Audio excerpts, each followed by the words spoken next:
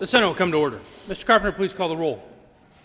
Senators Bridges, Cook, Excused. Coram, Crowder, Danielson.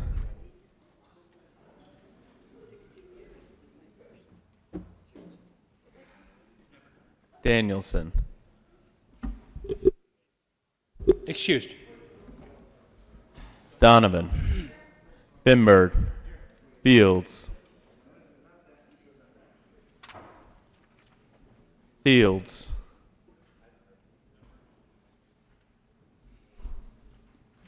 Excused. Foot, Gardner, Janal, Gonzalez, Hanson, Hill, Excused. Heisey, Holbert, Lee, Lundeen, Marble, Excused. Moreno, Pedersen, Excused. Briola, Rankin, Rodriguez, Scott, Excused. Smallwood, Excused. Correction. Senator Smallwood is here. Sonnenberg, Story, Tate, Todd, Present. Williams, Winter, Woodward, Excused. Zenzinger, Fields,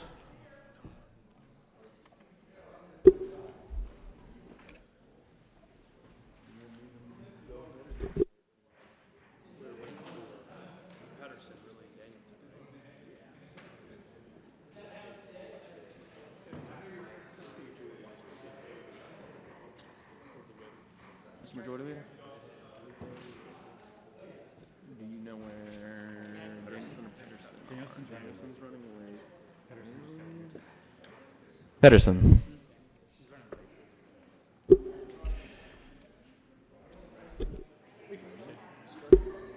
Mr. President. Here. With 29 present, 0 absent, 6 excused, we have a quorum. Senator Todd, would you please lead us in the Pledge of Allegiance? Delighted to. Please join me in the Pledge of Allegiance. I pledge allegiance to the flag of the United States of America and to the republic for which it stands, one nation under God, indivisible, with liberty and justice for all. For everyone. For everyone. Approval of the journal. Senator Priola. Morning, Mr. President. Members, I move the reading of the Journal of Friday, March 13th, 2020, be dispensed with and the journal be approved as corrected by the Secretary. You have heard the motion. All those in favor say aye. All those opposed, no. The ayes having the motion is adopted. Senate Services. Correctly re-engrossed in Bill 174, correctly revised. House Bill 1039, 1042, 1100, 1128, 1136, 1158, 1165, 1178, 1179, 1217, 1225, 1275, 1280, 1300, 1301, 1359, correctly re-revised. House Bill 1036 and 77, 1133, 1145, and 1229. Mr. Carpenter, please add Senator Danielson to the roll call. Memorandum report from the committees on delay bills. Memorandum report from the House and Senate Committee on Delayed Bills pursuant to Joint Rule 23C. The House and Senate Committees on Delayed Bills acting jointly waive all legislative deadlines regarding introduction and final passage, including the adoption of any conference committee report on the long appropriation bill for the 2020-21 state fiscal year. This memorandum shall be printed in the journal of each House and is required by Joint Rule 23C. Signed, Representative Becker, Speaker of the House of Representatives, Senator Garcia, President of the Senate, Representative Garnett, House Majority Leader, Senator Fenberg, Senate Majority Leader, Representative Neville, House Minority Leader, Senator Holbert, Senate Minority Leader. Memorandum report from the House and Senate Committee on Delayed Bills pursuant to General Rule 23C. The House and Senate Committee on Delayed Bills acting jointly waive all legislative deadlines regarding the introduction and final passage, including a conference committee report from any bill prescribing all or substantial portion of the total funding for public schools pursuant to the Public School Finance Act of 1994, Article 54, Title 22, Colorado Revised Statutes. This amendment shall be printed in the Journal of each House as is required by Joint Rule 23C. Representative Becker, Speaker of the House. Representative Senator Garcia, President of the Senate. Representative Garnett, House Majority Leader. Senator Fenberg, Senate Majority Leader. Representative Neville, House Minority Leader. Senator Holbert, Senate Minority Leader. Mr. Majority Leader. Thank you, Mr. President. Good morning, members. Thank you all for being here. Quick explanation of what we are hoping to do today. If you look at your calendar, we have third reading of bills consent, and we have third reading of bills regulars, and there is one bill on second reading. We are not planning on taking up the second reading bills. We will be doing the consent calendar, which includes 1359, which is the bill that we passed yesterday evening. And then there's at least one bill on the third reading of bills that is timely due to the current situation, which is 1301, around school boards being able to participate remotely. And then we also will be having those two resolutions coming over from the House. They are probably started discussing those resolutions just moments ago. And so we will likely get through the rest of the third reading of bills on the regular calendar while we are waiting for those resolutions, because really what we need to get done today are the resolutions. But if we're here, let's get the calendar done. The plan right now is not to bring up anything on specials or anything like that, but just to go through what's on today, Saturday's calendar. A couple of other really quick things in case we don't discuss it later. The assignables will be filing all the bill folders that are on your desks and your cabinets, unless you come to the front desk and specifically ask for something different to occur. But that is the plan, is to get everything filed and put away. Please, if you can, leave your desks clear. Put things in your drawer or on the shelves so that we can do cleaning while we are all out of here. Additionally, in terms of the building itself, the building is the plan right now, and this is likely to change by the day, but the plan right now is that the building will be closed to the public at least Monday and Tuesday to do a more thorough cleaning of the entire building, surfaces, etc. That will be Monday and Tuesday. You will still have access to the building with your cards. There will be some folks still working. The enrolling folks will be doing work to get the bills that have passed out of here so they can get to the governor to be signed while we're gone, all of that. So the plan right now is Monday, Tuesday, the building will be closed to the general public, but you still have access to your offices and things like that if you need it. And I'm guessing there will be a whole lot more updates about closures of the building, access, et cetera, as time goes on. Just stay in touch with staff, leadership, or follow social media, check your emails and stuff to know if and when there will be access to the building or if it'll be cut off. But I think that's all I have right now for announcements. Mr. Minority Leader. Thank you, Mr. President. Members, I do want to assure you that there are conversations that we will be considering the two resolutions coming over from the House. I think Resolution 1007 is pretty self-explanatory. That's for the adjournment. House Joint Resolution 1006 will be, or is the document that will be sent to the Supreme Court seeking interrogatory opinion. And I want to just assure, especially members on the minority side, I did just have an opportunity to visit with Leader Neville and Speaker Becker, and they are discussing some possible amendments. So what we see coming over from the House may not be exactly like this, but as staff can get us that updated version of a resolution, we'll make sure that you have the most current copy. Thus far, it seems very congenial and bipartisan, the conversations of maybe some language that needs to be rewritten, maybe a few things come out, maybe a few things go in. But if you have concerns, we also have talked about keeping both chambers here until we both agree on that. So please know that while this is going to be moving quickly, as might things on the last day, we may actually see things move very slowly. But your opinion, your perspective on House Joint Resolution 1006, you will have time to express that. And if we have amendments, I'm sure that we will have opportunity to look at that, and the other chamber will be there waiting for us. So if you have any further questions or concerns, please come and see me. But I feel very comfortable with where we are right now, and appreciate the flexibility that we've had between the two chambers, and concur with the majority leader on his perspective for today and next week. Thank you, Mr. President. Mr. Majority Leader. Thank you, Mr. President. I'm not sure if folks actually have the resolution in their folders, or maybe they do. Maybe it's on your desks. We'll work on that. If it's not digital, we'll make sure folks get a copy of at least the introduced version. It was introduced yesterday evening in the House, so there's probably a little bit of a delay. It is in there? Okay, never mind. But if you have questions about it, we will have time to discuss.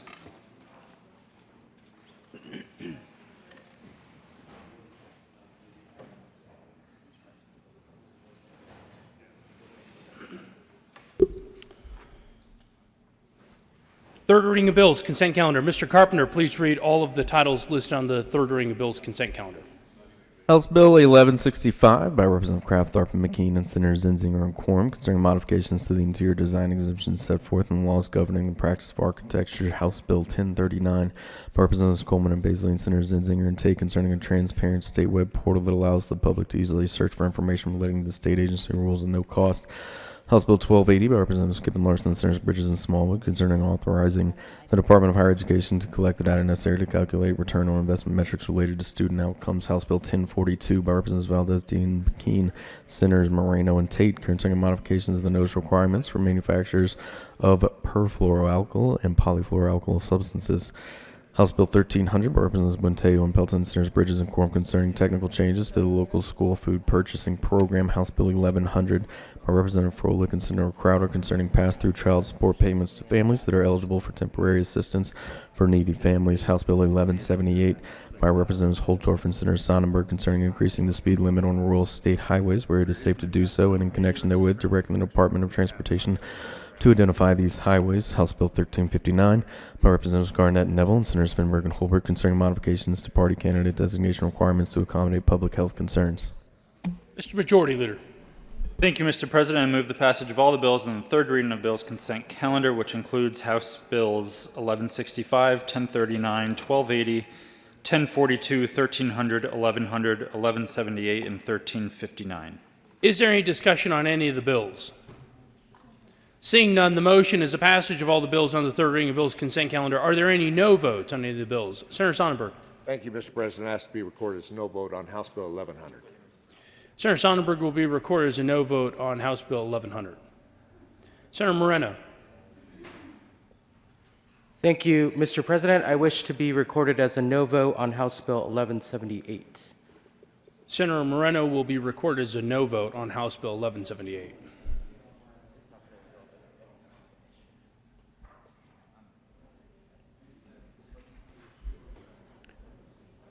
With a vote of 30 ayes, 0 noes, 0 absent, and 5 excused, House Bill 1165 is passed. Co-sponsors: Senators Todd, Danielson, Tate,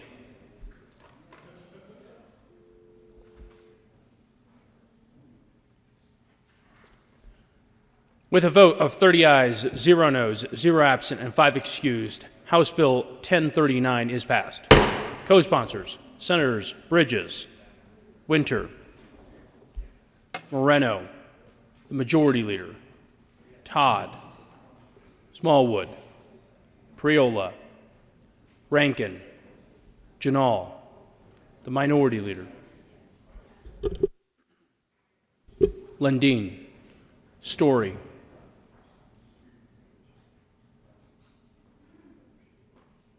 Fields. Please add the President. With a vote of 30 ayes, 0 noes, 0 absent, 5 excused, House Bill 1280 is passed. Co-sponsors, Senators Todd, Tate, Pedersen, Janal, the Majority Leader, Rankin, Moreno, Lee, Story. Please add the President. With a vote of 30 ayes, 0 noes, 0 absent, 5 excused, House Bill 1042 is passed. Co-sponsors, Senators Crowder, Janal, the Majority Leader,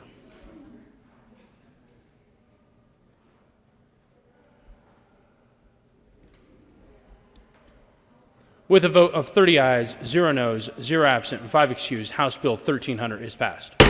Co-sponsors, Senators Crowder, Danielson, Moreno, Janal, Sonnenberg, Story, Todd, Tate, Fields.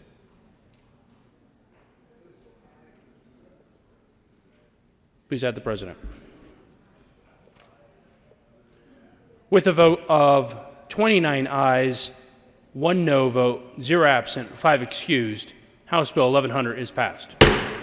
Co-sponsors, Senators Gonzalez, Janal, Hansen, Moreno, Zenzinger, Winter, Story, Todd, Fields, Bridges, Williams, Pedersen. Please add the President. With a vote of 29 ayes, 1 no vote, 0 absent, 5 excused, House Bill 1178 is passed. Co-sponsors, Senators Donovan, Winter, Coram, Crowder, Gonzalez, Heisey, Priola, Lundin, Gardner, Smallwood, Rankin, Tate,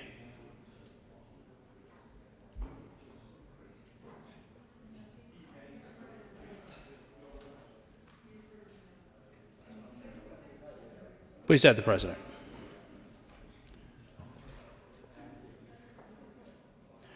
With a vote of 30 ayes, 0 noes, 0 absent, and 5 excused, House Bill 1359 is passed. Co-sponsors, Senators Foote, Crowder, Hansen, Priola, Winter, Rankin, Todd, Bridges, Rodriguez, Lee, Zenzinger,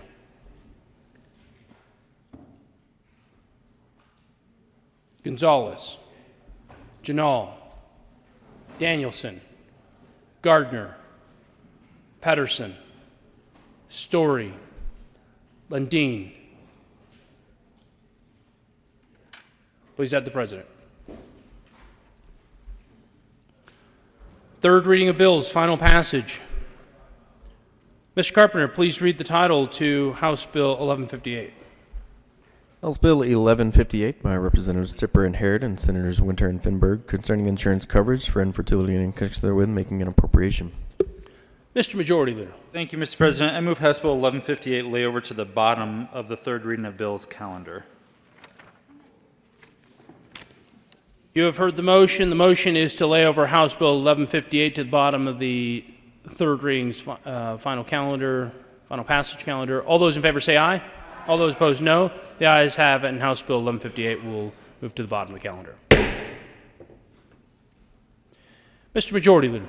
Thank you, Mr. President. I move that we proceed out of order to take up House Bill 1301.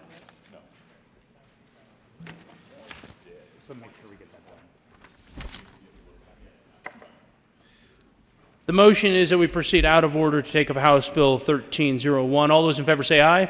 All those opposed, no. The ayes have it, and we will take up House Bill 1351.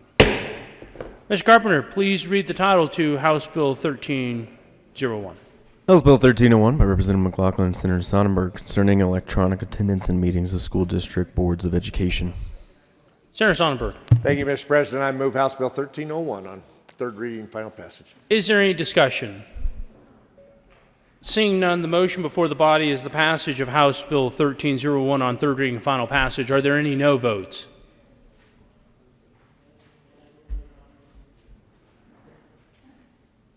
With 30 ayes, 0 noes, 0 absent, 5 excused, House Bill 1301 is passed. Co-sponsors, Mr. Minority Leader, Mr. Majority Leader, Senators Williams, Pedersen, Bridges, Moreno, Zenzinger, Priola, Lundin, Coram, Winter, Hanson, Crowder, Todd, Smallwood, Gonzalez, Gardner, Janal, Rodriguez, Story, Lee, Tate, Heisey, Rankin, Foote. Please add the President. Fields.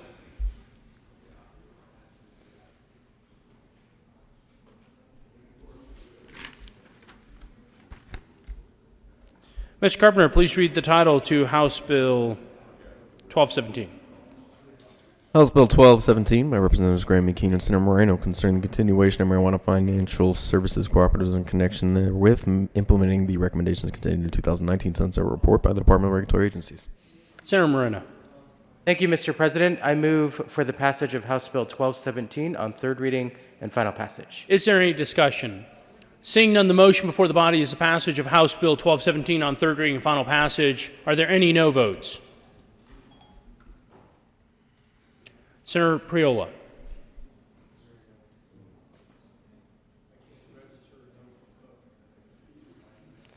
Senator Lundin.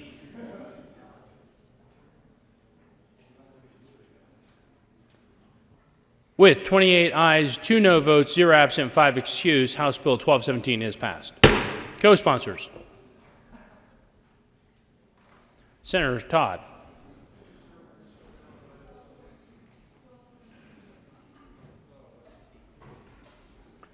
Mr. Carpenter, please read the title to House Bill 1136.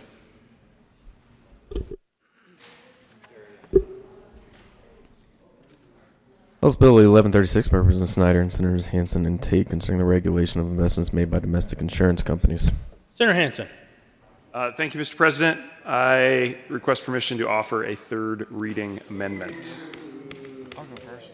You want to go first? Sorry. Would the good senator from Denver please explain why permission should be granted to offer a third reading amendment? Thank you, Mr. President. And I first, apologies for doing this out of order, I move House Bill 1136 on third reading and final passage, and then request a permission to offer a third reading amendment. Please explain why a third reading amendment should be offered to the Thank you, Mr. President. So my co-sponsor and I each have one amendment we'd like to offer. I have requested permission for a small technical fix that we found yesterday after second readings, and it has to do with clarifying the term commingled funds. There was some ambiguity on what that would mean for the Department of Insurance, and we have an amendment that would clarify that in statute and make it clear that we're talking about open-ended index funds and exchange-traded index funds. The question before the body is to grant permission to Senator Hanson to offer a third reading amendment. All those in favor say aye. All those opposed, no. The ayes have it, and permission is granted. There is an amendment at the desk. Will the clerk please read Amendment L006 to House Bill 1136? Amendment L006, House Bill 1136 by Senator Tinman, revised bill, page 10, strike lines 4 through 6 and 7. Senator Hanson. Thank you, Mr. President. I move L006. To the amendment. Thank you. As just indicated, this is a technical amendment to fix an ambiguous term and is now clarified in L006, and I ask for your support. Is there further discussion regarding Amendment L006? Seeing none, the motion before the body is the adoption of Amendment L006 to House Bill 1136. Are there any no votes? With a vote of 30 ayes, 0 noes, 0 absent, and 5 excused, Amendment L006 is adopted. To the bill. Senator Tate. Thank you, Mr. President. I request permission to offer third reading amendment as well. Will the good senator from Centennial please explain why this body should allow you permission to offer a third reading amendment? I would refer the body to the comments made by my colleague some moments ago. The question before the body is to grant permission to the good senator from Centennial permission to offer a third reading amendment. All those in favor say aye. Aye. All those opposed, no. The ayes have it and permission is granted.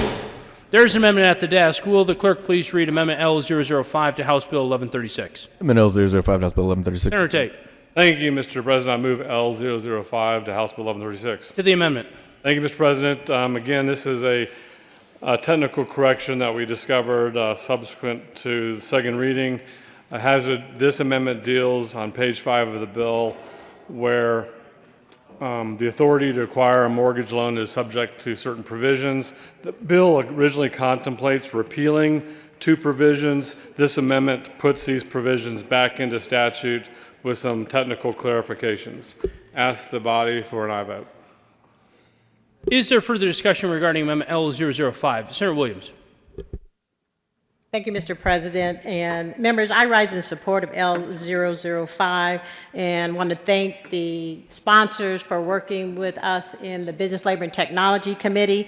But when these insurance companies are making these types of investments, I thought it was important that we not be able to invest in those liens or mortgages that are in default of payment, or if there's not a written appraisal, or if they are not insured against a fire loss. I think that we should not be taking risky investments if we're going to approve House Bill 2011-36. So I stand in support and ask you for an aye vote on L005.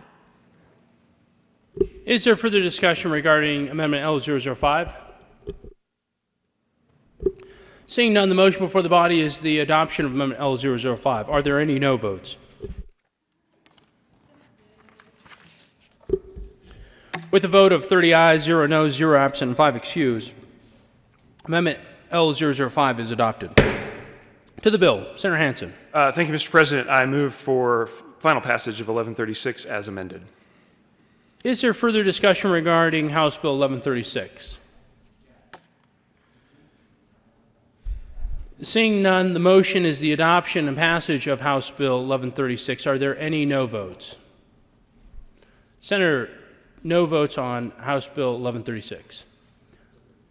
Senators Sonnenberg, Smallwood, Lundin, Gardner,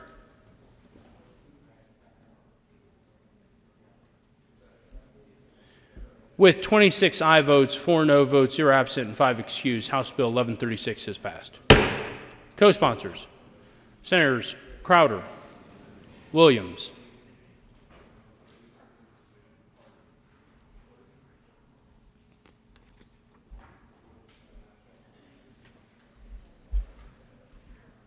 Mr. Carpenter, please read the title of House Bill 1275.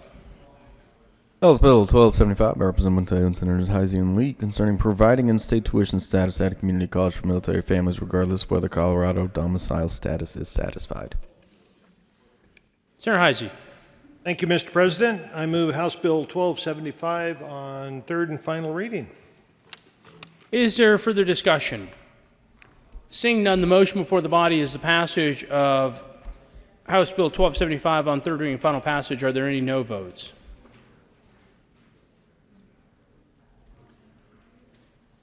With a vote of 30 ayes, 0 noes, 0 absent, and 5 excused, House Bill 1275 is passed. Co-sponsors, Senators Bridges, Crowder, Pedersen, Lundin, Danielson, Sonnenberg, Story, Winter, Gardner, Smallwood, Moreno, Zenzinger, Priola, the Minority Leader, the Majority Leader, Foote, Rankin, Gonzalez, Janal, Tate, Corum, Todd, Fields. Please add the president.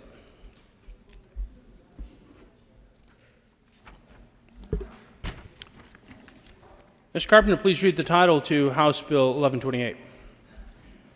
House Bill 1128 by Representatives Quintero and Wilson and Senators Zenzinger and Priol concerning educational requirements for educators to increase awareness of special education issues. Senator Zenzinger.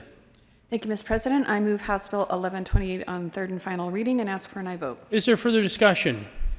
Seeing none, the motion before the body is passage of House Bill 1128 on third reading and final passage. Are there any no votes? Senators Sonnenberg, Lundin, Crowder,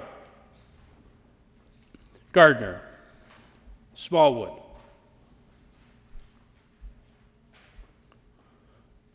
With 25 ayes, 5 no votes, 0 absent, and 5 excused, House Bill 1128 is passed.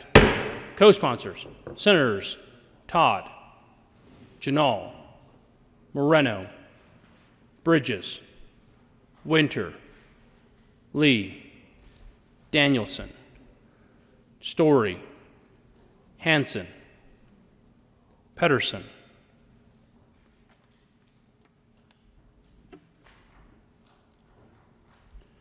Mr. Carpenter, please read the title to House Bill 1225. House Bill 1225 by Representatives Weissman and Catlin, Senators Finberg and Quorum concerning clarification of the requirement of reasonableness and charges imposed by one cooperative electric association upon another. Mr. Majority Leader. Thank you, Mr. President. I move House Bill 1225 on third reading and final passage. Is there any discussion? Seeing none, the motion before the body is the passage of House Bill 1225 on third reading and final passage. Are there any no votes?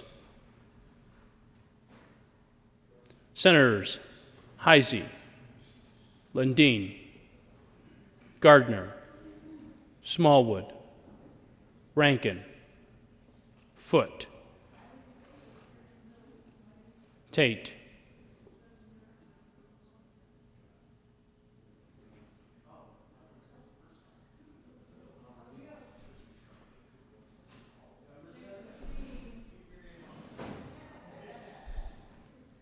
Senator Foote. Thank you, Mr. President. I'd like to change my vote to a yes vote on that bill. Senator Foote will be recorded as aye vote on House Bill 1225. Any no votes on House Bill 1225?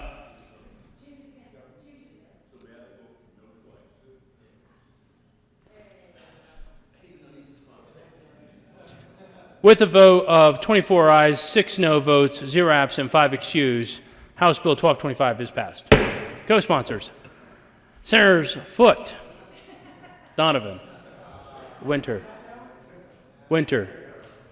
Priola, Gonzalez, Janal, Bridges, Story, Lee, Moreno.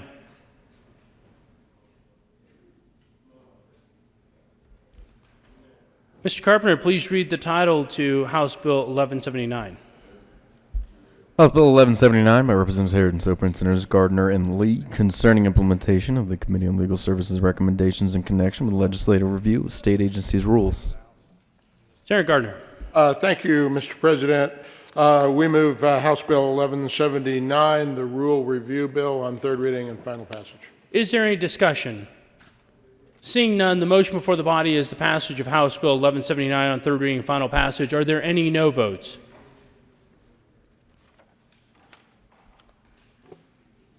With a vote of 30 ayes, 0 noes, 0 absent, 5 excused, House Bill 1179 is passed.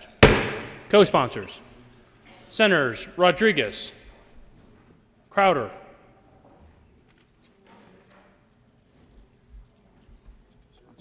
Smallwood,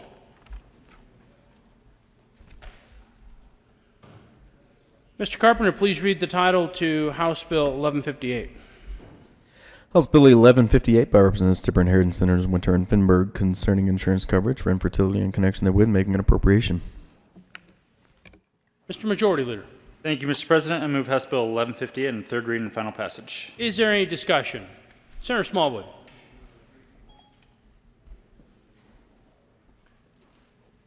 Thank you, Mr. President. Thank you, colleagues. Just wanted to give everybody one last chance to take a good hard look at this bill. Realized this morning as I was driving in, one thing we'd never really talked about was the numbers. Right? What data was brought forth to you in order for you to make your vote today as to how many people are going to benefit from this in our state, and how much is this going to cost those people who won't benefit in our state? And not to sound redundant, but I know that this is going to help some people. Certainly not what I'm arguing at all. But for us to not look at the cost of this, to not look at estimated costs of this,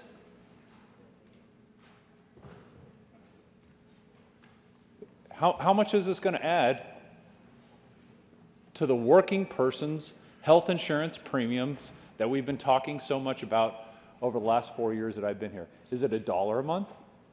Is it $20 a month? Is it $100 a month?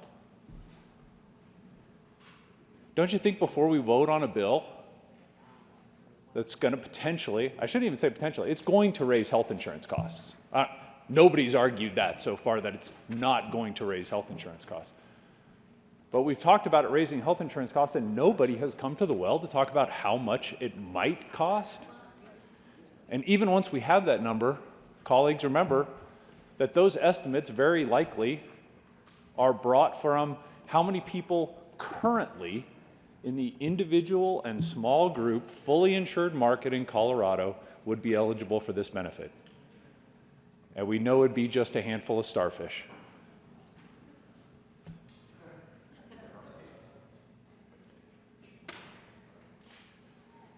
The other thing I want to make positively sure is on record and is on film is for everybody across the United States who wants to have this procedure done so that they know exactly the process for coming to the state of Colorado and having our citizens in this small market pay for your in vitro fertilization or for your storage.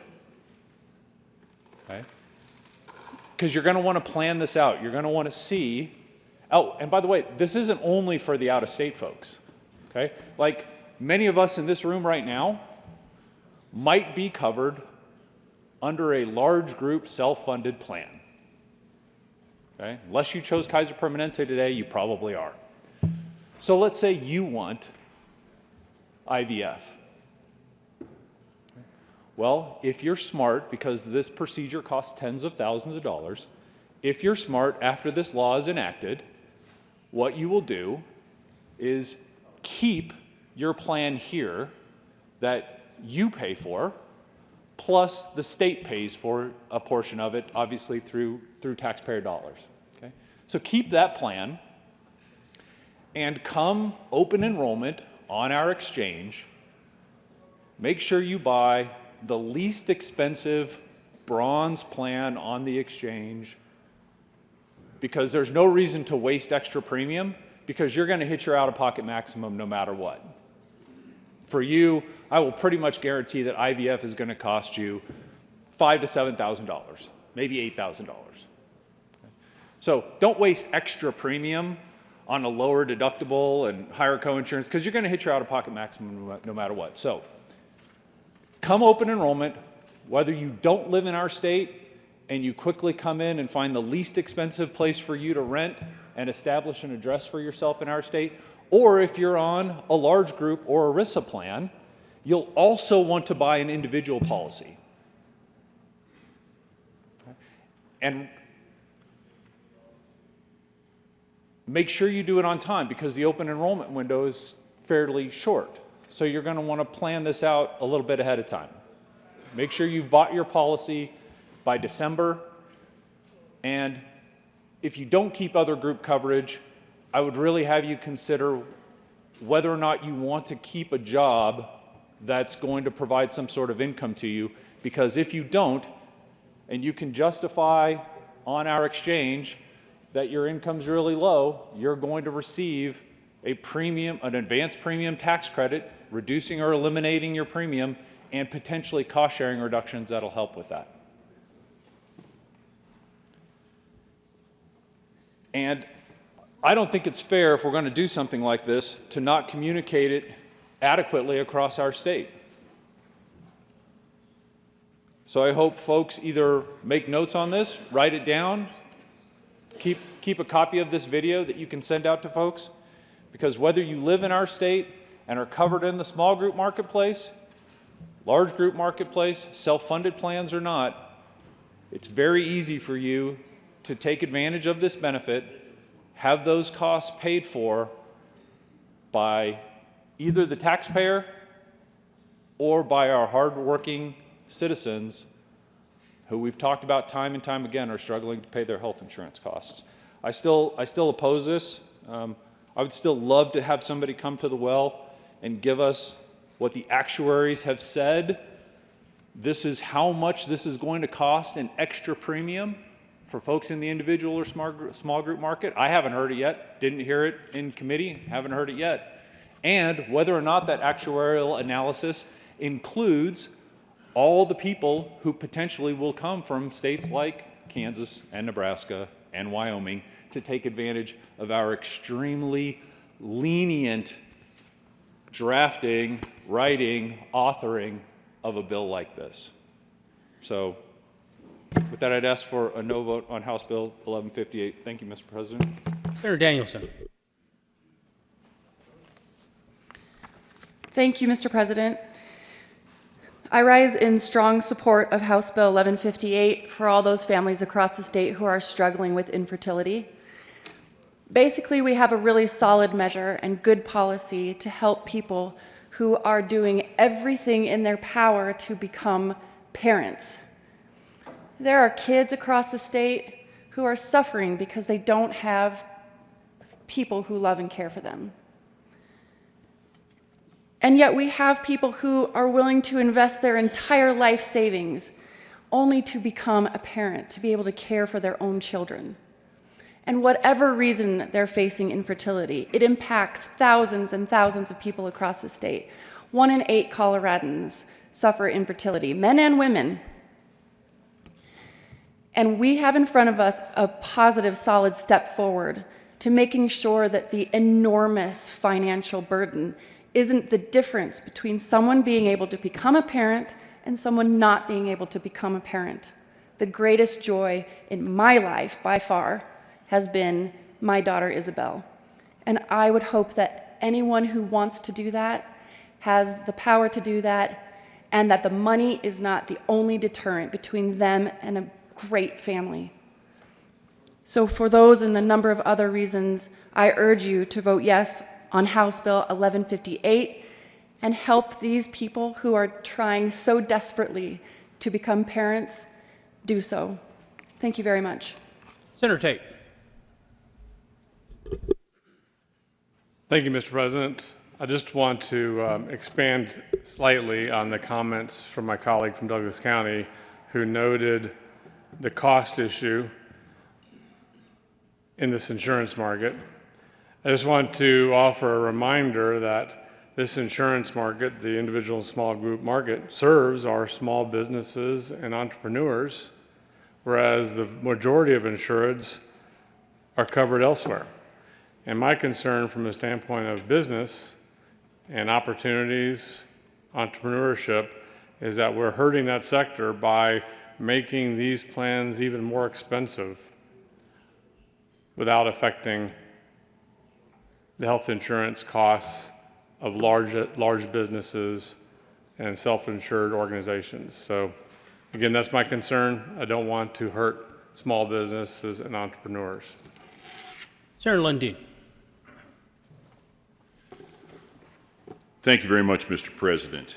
House Bill 1158, narrow bill dealing with a specific thing that nobody can really disagree with. We want people to be able to build families. That's, quite frankly, the primary building block of society. It's something we all support. But at a moment like this moment, when we are pausing on a Saturday morning to consider suspending the meeting of the General Assembly, we get pulled up short.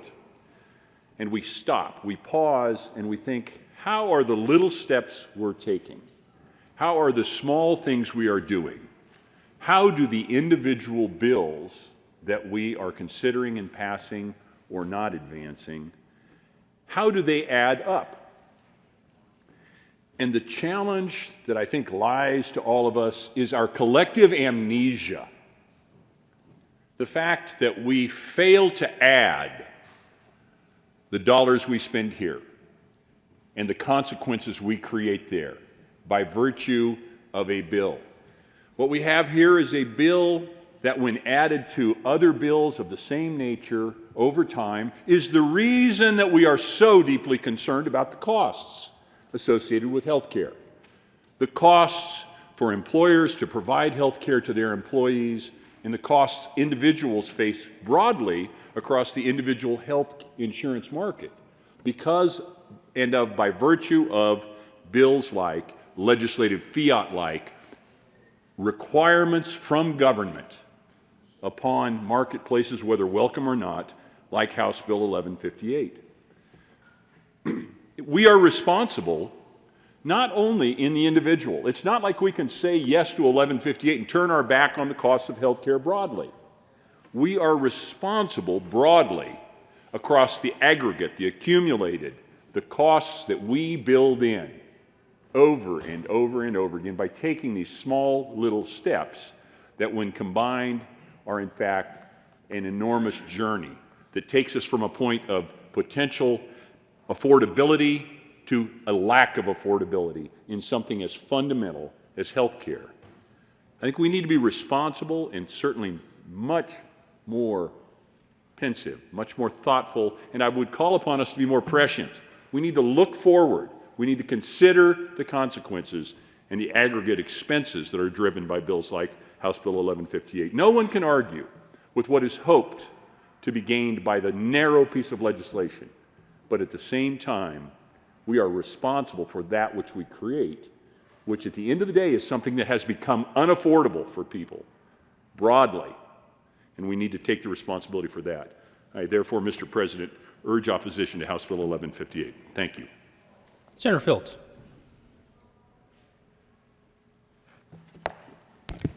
Good morning, Mr. President and colleagues.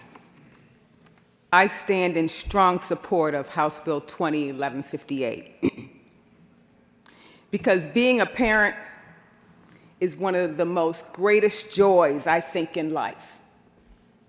I have the privilege of delivering 2 children into this world. And I can't imagine what it's like to want to conceive and give birth and not being able to do so. I can imagine how stressful it might be, how complex it might be, how it might generate self-doubt and a sense of loss of confidence in what you think your role might be as a woman or as a man. It's difficult to walk that journey when you know that it's hard to conceive. Members, I'm really concerned about the tone that's been expressed here. It seems like there's a choice between a mother, a father, a family on one side, and the other side seems to be about costs, insurance. And I heard the senator from Douglas County saying to the people of Colorado, you better take notice. Take notice. I hope you are taking notice. Because what we're doing today with your vote is we're taking a vote for building families in the state of Colorado. We're taking a vote for women and for fathers and for families and for babies. That's the tone and that's the topic, and I want the state of Colorado to know that's what this discussion is all about. It's about babies. It's about the continuation of families and legacy. Everyone here wants to be able to say that they left a legacy for their child or their family. What's wrong with that? Someone brought up cost. How much does cost? Okay, I looked at the cost. Someone told me the cost is $1 per month.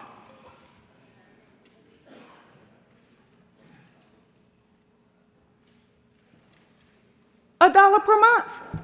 Let's say it's $2 a month. Let's say it's $3 a month. Let's say it's $4 a month.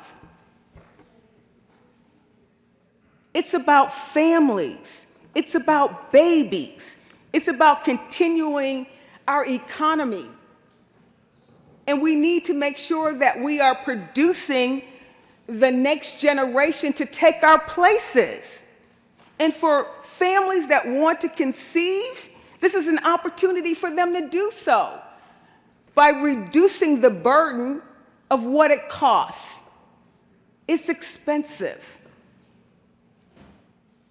And already we have healthcare options that pay for a variety of different treatments. Why should it be different for a woman that wants to conceive?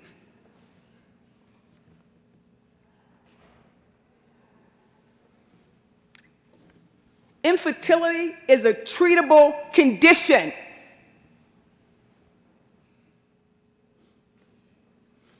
And there's options for women and for men to get the treatment and the medication they need to conceive. This is not about trying to destroy an insurance company or a small business company. I mean, the tone I'm hearing is like the sky is falling if we do this small measure. The sky is not going to fall. It's not going to break any small business or an insurance company. But what it will do, it will create the next generation. So I hope the state of Colorado is taking notice. I urge your strong support for House Bill 1158. Having no further discussion on House Bill 1158, the motion before the body is the passage of House Bill 1158 on third reading and final passage. Are there any no votes? Senators Sonnenberg, Gardner, Mr. Minority Leader, Senators Lundin, Heisey, Priola, Smallwood, Woodward, corrections, Smallwood, Rankin, Tate.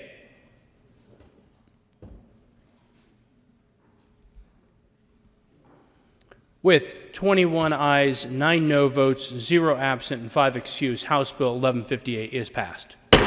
Co-sponsors, Senators Story, Todd, Danielson, Moreno, Pedersen, Janal, Fields, Williams, Hansen, Lee.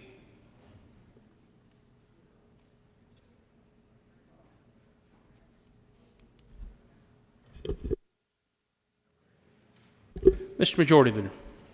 Thank you, Mr. President. I move the general order second reading of bills, which just includes House Bill 1270, layover until Monday, March 16th.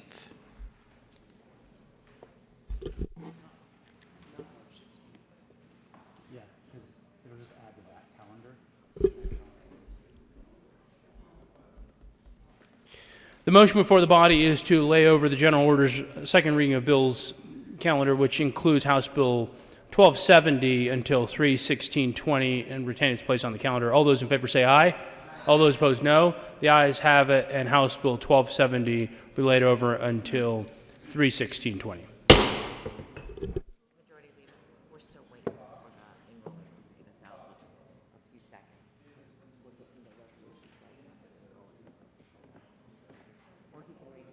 Message from the House.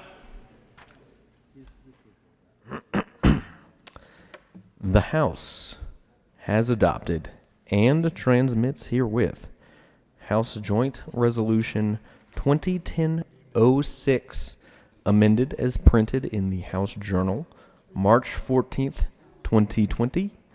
The House has adopted and transmits herewith House Joint Resolution 21007 as printed in the House Journal, March 14th, 2020.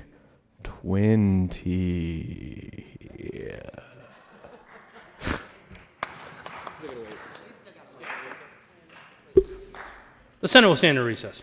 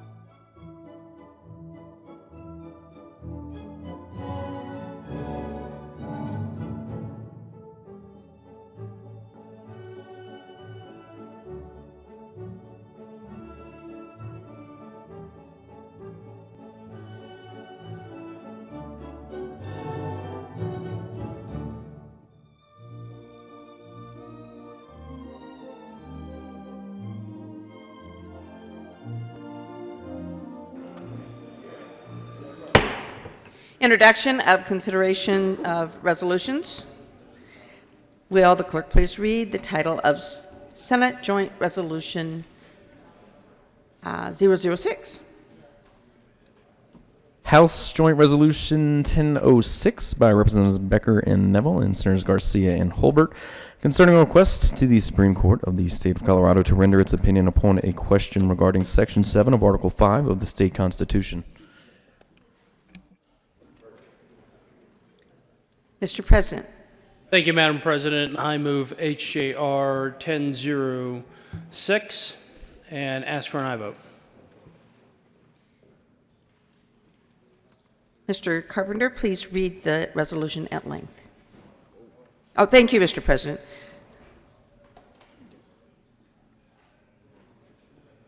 Mr. Carpenter, please read the resolution at length. Mr. Minority Leader? I was going to ask for that, but if you read, if you're doing that already, then we won't ask.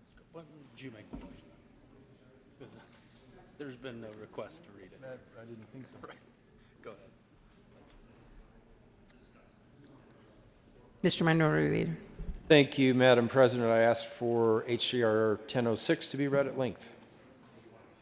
Granted. House Joint Resolution 1006 by Representatives Becker and Neville and Senators Garcia and Holbert concerning a request to the Supreme Court of the State of Colorado to render its opinion upon a question regarding Section 7 of Article 5 of the state constitution. Whereas a new outbreak of coronavirus disease, now identified specifically as COVID-19, was detected in China in December 2019. And whereas, since then, the disease has spread to every continent except Antarctica and to 125 countries and territories. And as of March 13th, 2020, worldwide, there were over 145,000 reported cases of and 5,416 deaths resulting from COVID-19. And these numbers are increasing hourly. And whereas, on March 10th, 2020, Governor Polis declared a state of epidemic disaster emergency in Colorado. And on March 11th, 2020, the World Health Organization declared a global pandemic due to the spread of COVID-19. And whereas Joint Rule 44 of the Joint Rules of the Senate and House of Representatives, adopted in 2009, establishes procedures that the General Assembly follows during a declared disaster emergency caused by a public health emergency infecting or exposing a great number of people to disease, agents, toxins, or other such threats. And whereas, according to the Centers for Disease Control and Prevention, one of the ways in which COVID-19 most quickly spreads is through personal contact, including contact that occurs when large numbers of people congregate in enclosed spaces, which is a daily occurrence at the state capitol during the legislative session when, on any given day, literally thousands of people may congregate within the state capitol to participate in the legislative process. And whereas the General Assembly values and considers significant citizen input throughout the legislative session and limiting public access to the state capitol to limit the spread of COVID-19 while continuing to hold public hearings on legislation is not a viable option that respects and upholds the foundational value of civic participation in public policy making and government. And whereas legislators and other individuals participating in the legislative process return to their homes throughout the state or even in other states each evening or each weekend, and if any of them have been infected with COVID-19 through interactions at the state capitol, they will spread the virus to additional areas of the state or to other states in which cases of the virus have not yet been identified. And whereas the General Assembly has considered the possibility of continuing to operate virtually using technology to conduct committee hearings and floor sessions remotely, but this option is currently not feasible due to cost, the existence of numerous logistical hurdles, and the time required to procure, install, and test the technological infrastructure that would be necessary to ensure secure participation by legislators and access for the public. Further, continuing the legislative session by allowing only remote public testimony using the technological infrastructure currently available at the state capitol would still require individuals to congregate in centralized locations. And whereas the General Assembly is considering adjourning of the 2020 regular legislative session for a specific period of time by passing a joint resolution to adjourn for more than 3 days to help mitigate the spread of COVID-19. And whereas the second regular session of the 72nd General Assembly convened on January 8th, 2020, and is currently scheduled to adjourn sine die on May 6th, 2020, pursuant to Section 7 of Article 5 of the State Constitution and Joint Rule 23D of the Joint Rules of the Senate and House of Representatives, which deems the constitutional maximum for the legislative session of 120 calendar days to be 120 consecutive calendar days.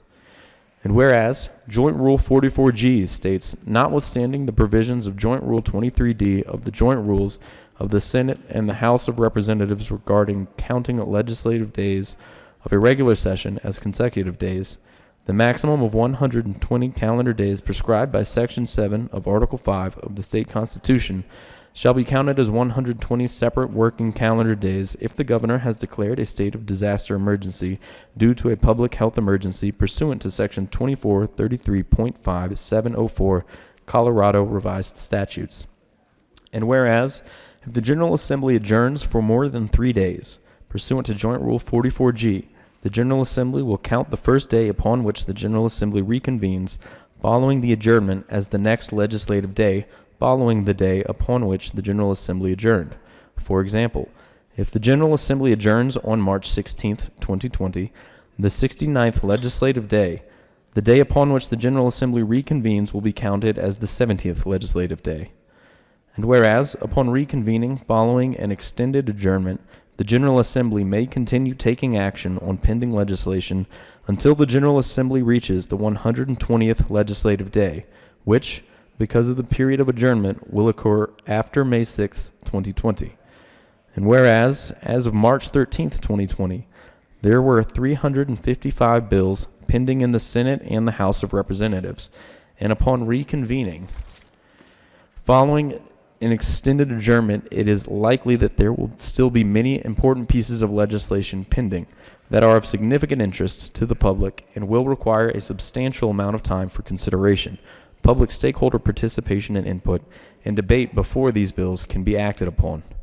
And whereas, if the General Assembly were to adjourn sine die on May 6, 2020, it could return in an extraordinary legislative session to address any legislation not enacted by that date. However, the General Assembly may convene in an extraordinary legislative session only if called by the governor, who could limit the issues under consideration during the session, or by the written request, specifying the purpose of the session of 2/3 of the members of each house.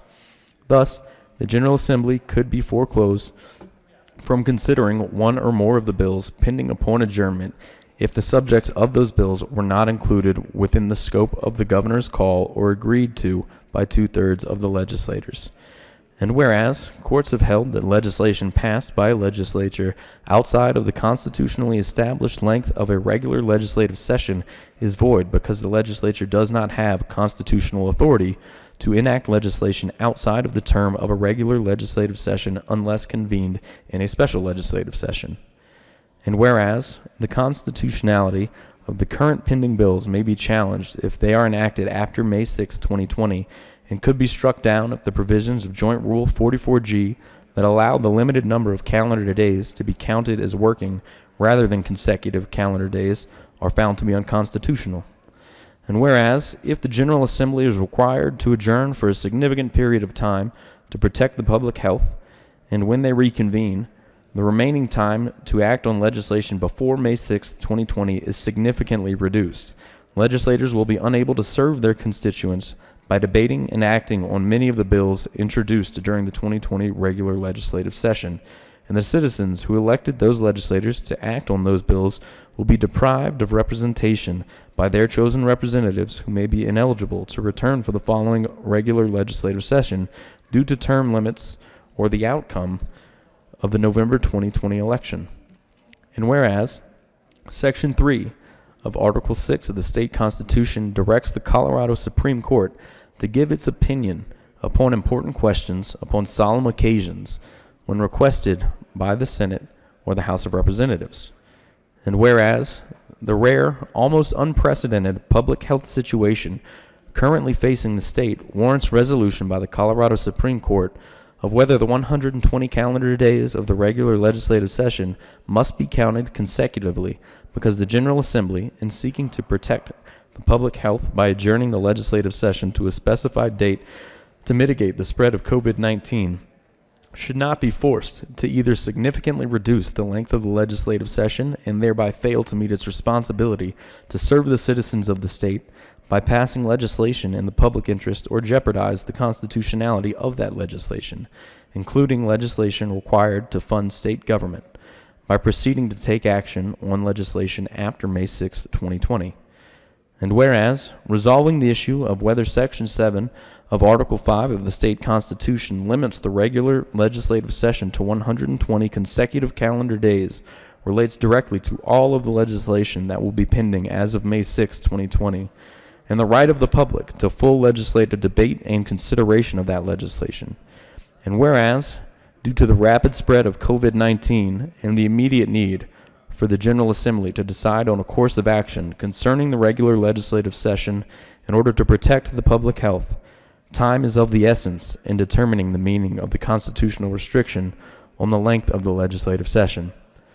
And whereas, quickly resolving the question of the meaning of the constitutional restriction on the length of the legislative session in the context of an interrogatory proceeding is necessary to enable the General Assembly to take responsible action concerning the continuance of the regular legislative session without calling into question the constitutionality of any legislation that may be enacted after the completion of 120 consecutive calendar days.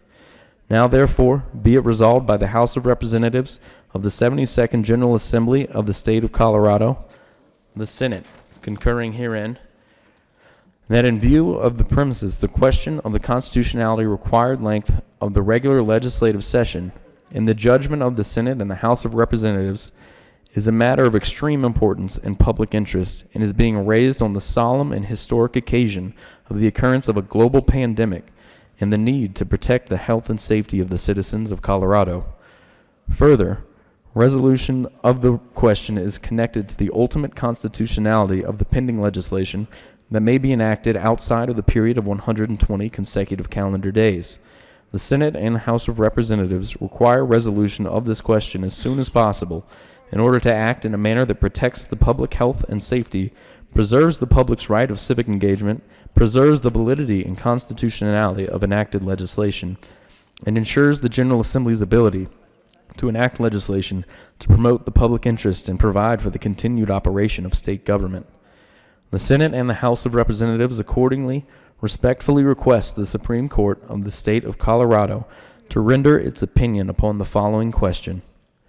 Does the provision of Section 7 of Article 5 of the state constitution that limits the length of regular legislative session to 120 calendar days require that those days be counted consecutively and continuously, beginning with the first day on which the regular legislative session convenes? Or may the General Assembly, for purposes of operating during a declared disaster emergency, interpret the limitation as applying only to calendar days on which the Senate or the House of Representatives, or both, convene in a regular legislative session? Be it further resolved that in view of the extremely time-sensitive nature of this request, the Senate and House of Representatives respectfully request that if the Supreme Court grants this request for interrogatories and requires briefing and oral argument, the Supreme Court adopt an expedited schedule to require submission of briefs within no more than 5 days after the order granting the request, and submission of answer briefs and scheduling for oral arguments within no more than 5 days following submission of briefs.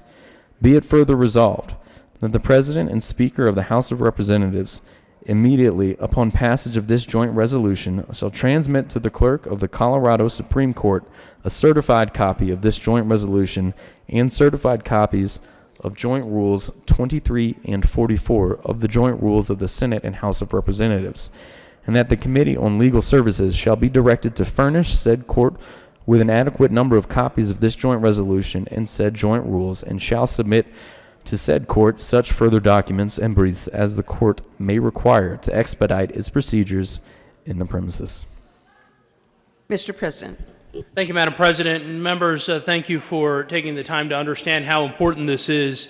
We do find ourselves in this unique, solemn, and historic occasion in which this pandemic is really impacting not only the nation, but also the state of Colorado. And I'm grateful for one thing, as we expressed in executive committee meeting yesterday, that we have come together as leaders from both sides, from both chambers, to really work to address the challenge that we have at hand.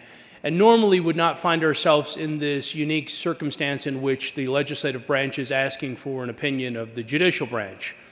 But given the severity and the importance of public health and safety, we have to really be mindful that this is a fundamental question that needs to be answered and is at no more of an important time in Colorado's history. And so I do want to echo and remind you all that this did come passed out of executive committee unanimously.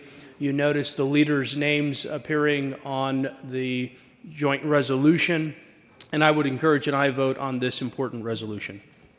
Mr. Minority Leader. Thank you, Madam President. I concur with the President. This is a unique situation. I believe it is true that a General Assembly has not been confronted with this, at least since the people voted to reduce session time from 140 days to 120. My understanding is that at the time, the Blue Book that was provided to the voters of Colorado explained that a vote in support of this 120-day limitation would set a date certain that the legislature would conclude its work each year, and that seems to indicate strongly consecutive days. I agree with the President. There is, and I believe there was, and I believe still is, support among the leadership for what is expressed in this resolution.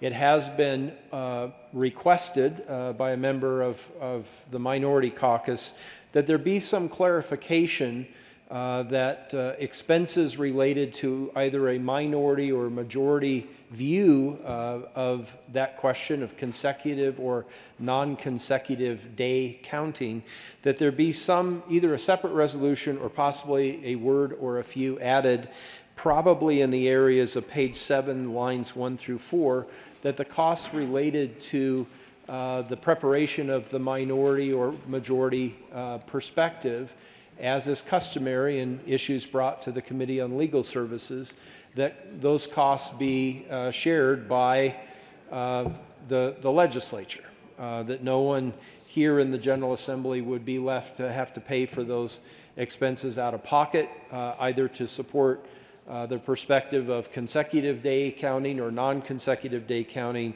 and that the Supreme Court be left with a clear understanding that there is a lack of understanding, there is a lack of clarity, and both sides of that question, I think, or not I think, are legitimate. That's why we're sending this request to the Supreme Court. What say you, ultimate decision makers? Is it consecutive or is it non-consecutive? And I think the good senator from El Paso County has raised a valid concern.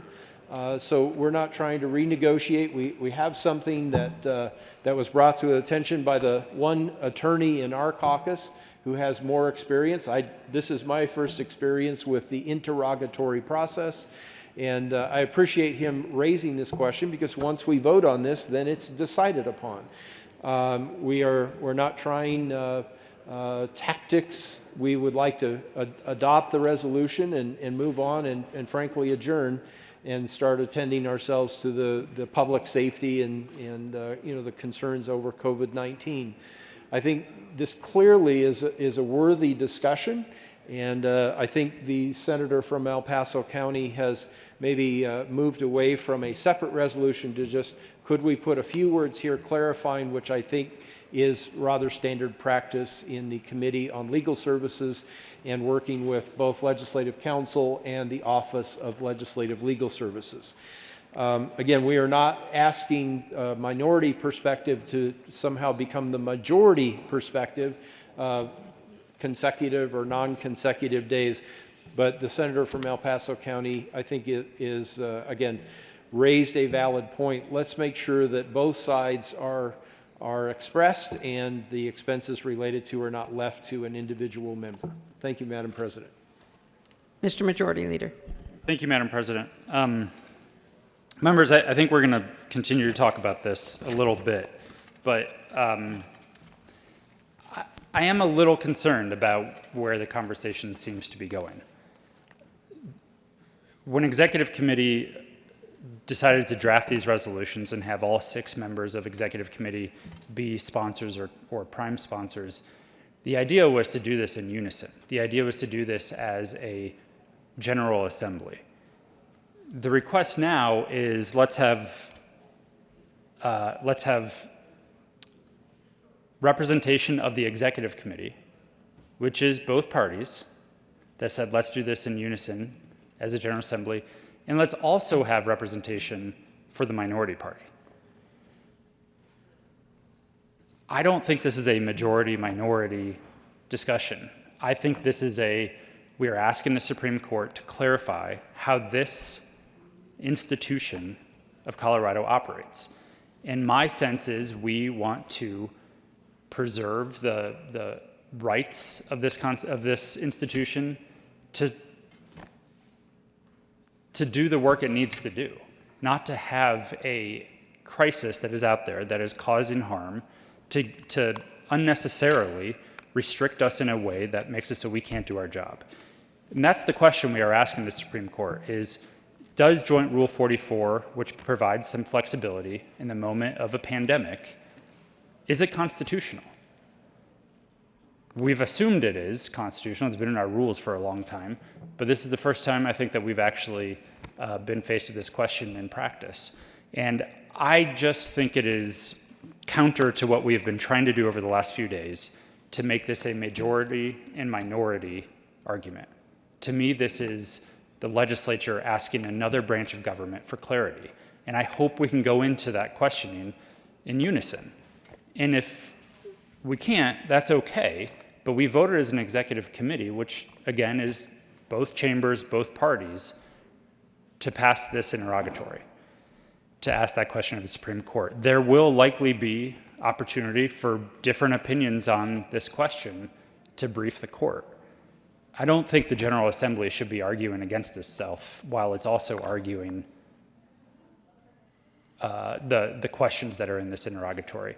And that's what I think shouldn't be happening. This is a moment where I hope we can come together. We can just simply submit this interrogatory and get clarity on how we move forward if and when we come back as a legislature and want to finish our work. Mr. President. Thank you, Madam President. And I, too, want to echo those comments and thank the Minority Leader for his leadership in stating yesterday that this is not a political question. The reality is that we have a responsibility to come together as a body and as a General Assembly to ask the court for something that is very important on behalf of the citizens of Colorado. So while we're open to conversation, I think in these final minutes of this day to be talking about a minority opinion when in reality the Executive Committee weighed in on this, and we have been part of these conversations for the last several days talking about how we would present a united front on behalf of the Executive Committee to our membership about the importance of this is a unique time to hear some different perspective from, to the best of my knowledge, a member that I have not heard on the record here. So I feel like it begs the question that members, we really should be focused with the item we have before us. You have the resolution. It was voted unanimously out of Executive Committee with all the leaders being involved in the process. And I'd encourage and I vote. Mr. Minority Leader. Thank you, Madam President. Very little to disagree with. The one perspective I would add is that had the Executive Committee possibly had the perspective of, I think, the 3 attorneys who serve here that I can think of, one in my caucus, of people who have more experience with the interrogatory process, then this question of perspective and funding of reports might have come to light at the executive committee. I am not an attorney. I've not been through the interrogatory process, and I would say that I'm comfortable with the balance that is expressed in the resolution. The minority perspective, if that's what we would call it, or the perspective that the legislature has embraced consecutive counting of days, that is expressed in the resolution. So at the time in the executive committee, I looked at that and said, yes, our perspective, the minority perspective, or the perspective of consecutive days, that's expressed in the resolution, and I felt comfortable with that. What the good senator from El Paso County, the former chair of the Senate Judiciary Committee and a member of Legislative Legal Services, has pointed to is something that I didn't consider in the resolution. And the executive committee, deciding unanimously to bring the resolution, did not earlier prevent the House from amending it. If you look at the resolution, I think on page 4, you'll see 2 places where the House actually removed language. So that has already occurred, and here in the second chamber, the legislature, you members, you have the right, you have standing to offer amendments, and that is what the senator from El Paso County is suggesting here. It isn't a renegotiation any more than the House striking some words, and you can see that again, I think, on page 4, of language that the executive committee had agreed upon. So the senator from El Paso County is an attorney. He has experience with this process, and he has raised his hand and said, oh, wait, maybe the minority leader, myself, not being an attorney, didn't consider this, and I'm willing to say, hey, you're right. So we don't mean to renegotiate. I think the senator from El Paso County is looking to clarify, and maybe similar to his first comments Wednesday morning, I think it was, where he first came to the mic and spoke on a moment of personal privilege about the idea of an interrogatory and seeking that response, that answer from the Supreme Court. That seemed maybe a bit confrontational to some that morning, and then the executive committee actually embraced that idea, and we have this resolution here to seek that interrogatory opinion.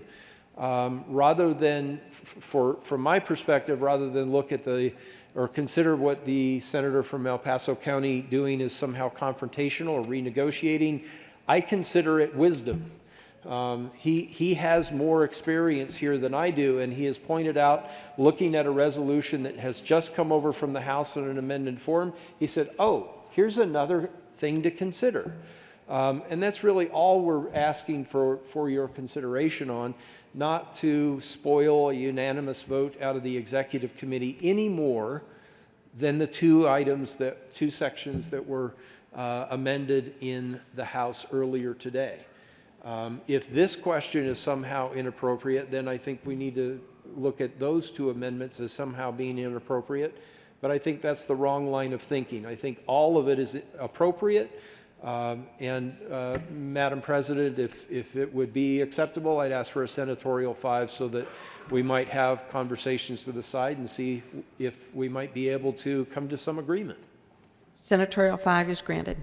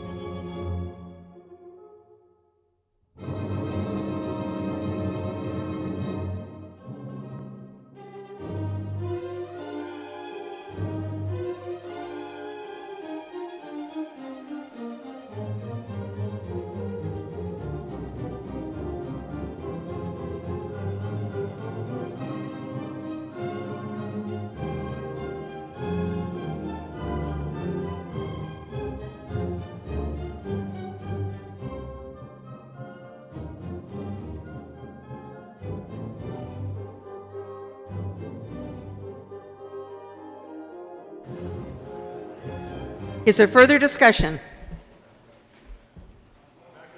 Mr. Minority Leader.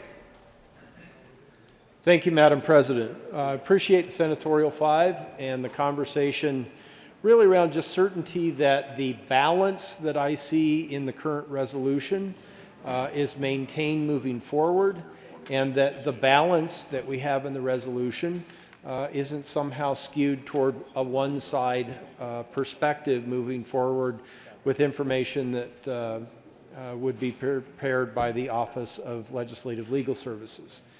I believe that there was an idea, a concept for a separate resolution drafted, but I also believe that that will now not be introduced. I think right now that there could be an amendment to the current resolution, and I've encouraged the senators, I guess now from El Paso County, to consider what are the fewest number of words that might be added to this current resolution that would just clarify that the current balanced perspective of the resolution would continue to be expressed in information that would be prepared by the Office of Legislative Legal Services and then submitted to the Supreme Court. Thank you, Madam President. Senator Lundin. Thank you very much, Madam President. We are in an interesting situation. Ironically enough, in Mandarin, the word for crisis is made up of two characters, Wei Jai, crisis. And the two characters mean dangerous opportunity. We are in a crisis today, and before this body, we find ourselves in a spot where there is danger in society at large, and there's an opportunity for us to continue to move forward together, to move forward as united members of the Senate, united members in the House, united members of the General Assembly on behalf of the people of Colorado, to address and engage in this situation of danger in which we find ourselves. The resolution before us, HJR 20-1006, seeks to do that, and it's been amended to further foster and promote that unity that we have found together.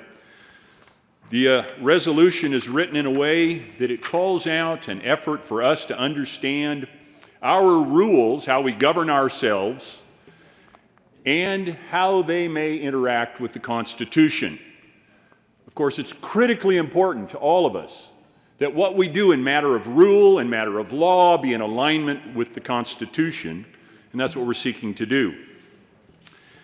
The language in the resolution that drives toward this end, I perceive, is found on page 6, lines 27 and following. Does the provision of Section 7 of Article 5 of the state constitution that limits the length of the regular legislative session to 120 calendar days require that those days be counted consecutively and continuously, beginning with the first day on which the regular legislative session convenes? Or our resolution in unity asks, may the General Assembly, for the purposes of operating during a declared disaster emergency, interpret the limitation in the Constitution, Lundin editorial comment there, the resolution says, interpret the limitation as applying only to calendar days on which the Senate or House of Representatives, or both, convene in regular legislative session. So we're framing this up, asking the court, dunno, want to understand, we want to be clear, because we don't want to, in fact, spend a whole bunch of time when we come back passing laws that end up perhaps being overturned down the road because they were passed in a session that extended beyond the constitutionally allowed time frame of the General Assembly. That would be terrible for us to go through all the work, the committee hearings, the second reading, listening to Lundin and Gardner and Hill and all those others talk and talk and talk, get to a place where the laws that then ultimately get advanced out of the chamber, signed by the governor, are found to be null, void, because they were passed in a time and a way that's in contradiction and contravention of the Constitution. So finding the answer to that question is important. And the question then becomes, well, there's kind of a binary thing going on there. There's either this or that perspective. Which one is right? And getting to that answer through the process that we have in America, this judicial process where the courts review and interpret the laws in the face of the Constitution, requires a sometimes adversarial, no, almost always adversarial process. And so here we are in unity saying we're confused, bad news can't wait, we need to know if we have a blind spot, is our rule good or not? We want to know now so that we don't pass laws that ultimately become declared by the courts null and void. Help us understand. So the resolution goes on to say we will submit briefs, plural. Now, that could be interpreted to mean briefs that say it's consecutive days, briefs that say it's not consecutive days. And it goes on then in the resolution, therefore, now, therefore, be it resolved clauses, the same thing, saying briefs. But by virtue of how things happen in this particular body, it's likely that only one side would be briefed. An argument in defense of the rule, Rule 44, the joint Rule 44, will be the one that we're going to consider or ask the court to consider. Joint Rule 44, Section G.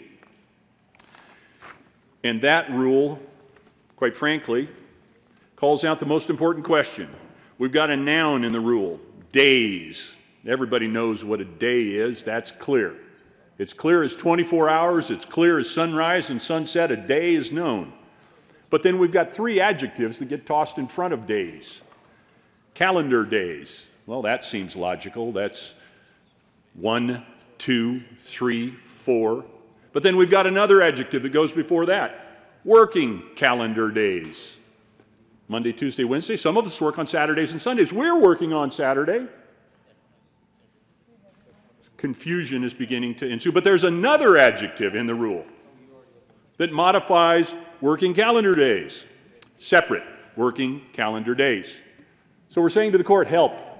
We've got what we think is clear, but we're not sure if it's in contravention of the Constitution or not. Help us sort this out. The question then becomes, and this is where I am not a lawyer, and I used to play one in House Judiciary Committee, but I don't even play a lawyer anymore. I'm just a guy who happens to be here trying to represent the people of Colorado. The question is, who helps us get to this determination? Who helps us eliminate our blind spots? Blind spots are the things that kill you. Blind spots are the things that put you in a spot where you pass laws that get signed, or you pass bills that get signed into law, and you get down the road and you find out, whoops, that was unconstitutional the way you did that. You don't want that kind of a blind spot. And so to get to the clarification, the ability to see through that blind spot, we need to look broadly. We need to think broadly. We need to argue broadly within ourselves and before the court on our behalf to find out what's going on. So the question is, well, lawyers and arguments are expensive. Who's going to pay? My argument is we, the General Assembly, should pay. To see if our house is in order, to see if our rule is constitutional. We should do that work. It's incumbent upon us to do that, to remain in the unity with which we began. And I believe we all want to do that. I believe we all want to be clear in the unity. Now, the reality is the conversation goes from that commonsensical framing that I've just given it out to the land of lawyers. And we all know what happens when you move from common sense to the hands and the land of lawyers. It can get challenging because you've got to make sure the I's are dotted, the T's are crossed, the principles and the precedents are all in alignment. So we need to spend the time. We need to spend the money to, in fact, make sure we have clear understanding, which means we need to spend the money. So, Madam President, I have at the desk an amendment to House Joint Resolution 20-1006. It's Amendment L004 for clarification. There is an amendment. Will the clerk please read Amendment L004? Amendment L004 to House Bill House Joint Resolution 1006 by Senator Lundin, amendment gross resolution page 7 after line 5 insert.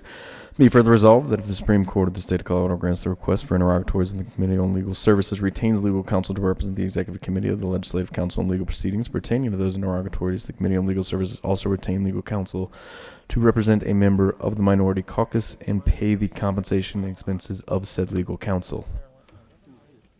Senator Lundin. Madam President, thank you. I move House Joint Resolution 1006, Amendment L004. Is there further discussion? Senator Lundin. Thank you very much, Madam President.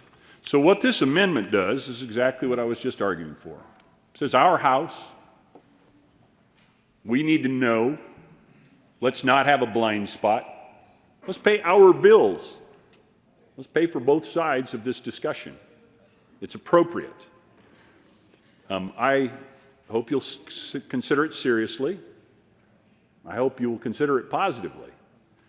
I urge your support of Amendment L004 because I want us to end where we began, and that is in unity on behalf of the people of Colorado in a time of crisis.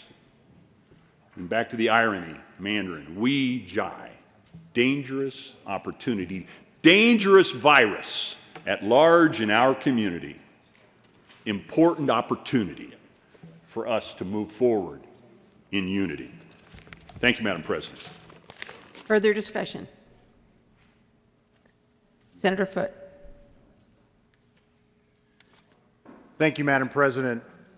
So colleagues, as most of us, I was not involved with the executive committee decisions. That was up to the executive committee. And they put together the resolution that I think has been spoken to by the minority leader and others that is a balanced resolution. And I think that it seems like all members are thankful for that.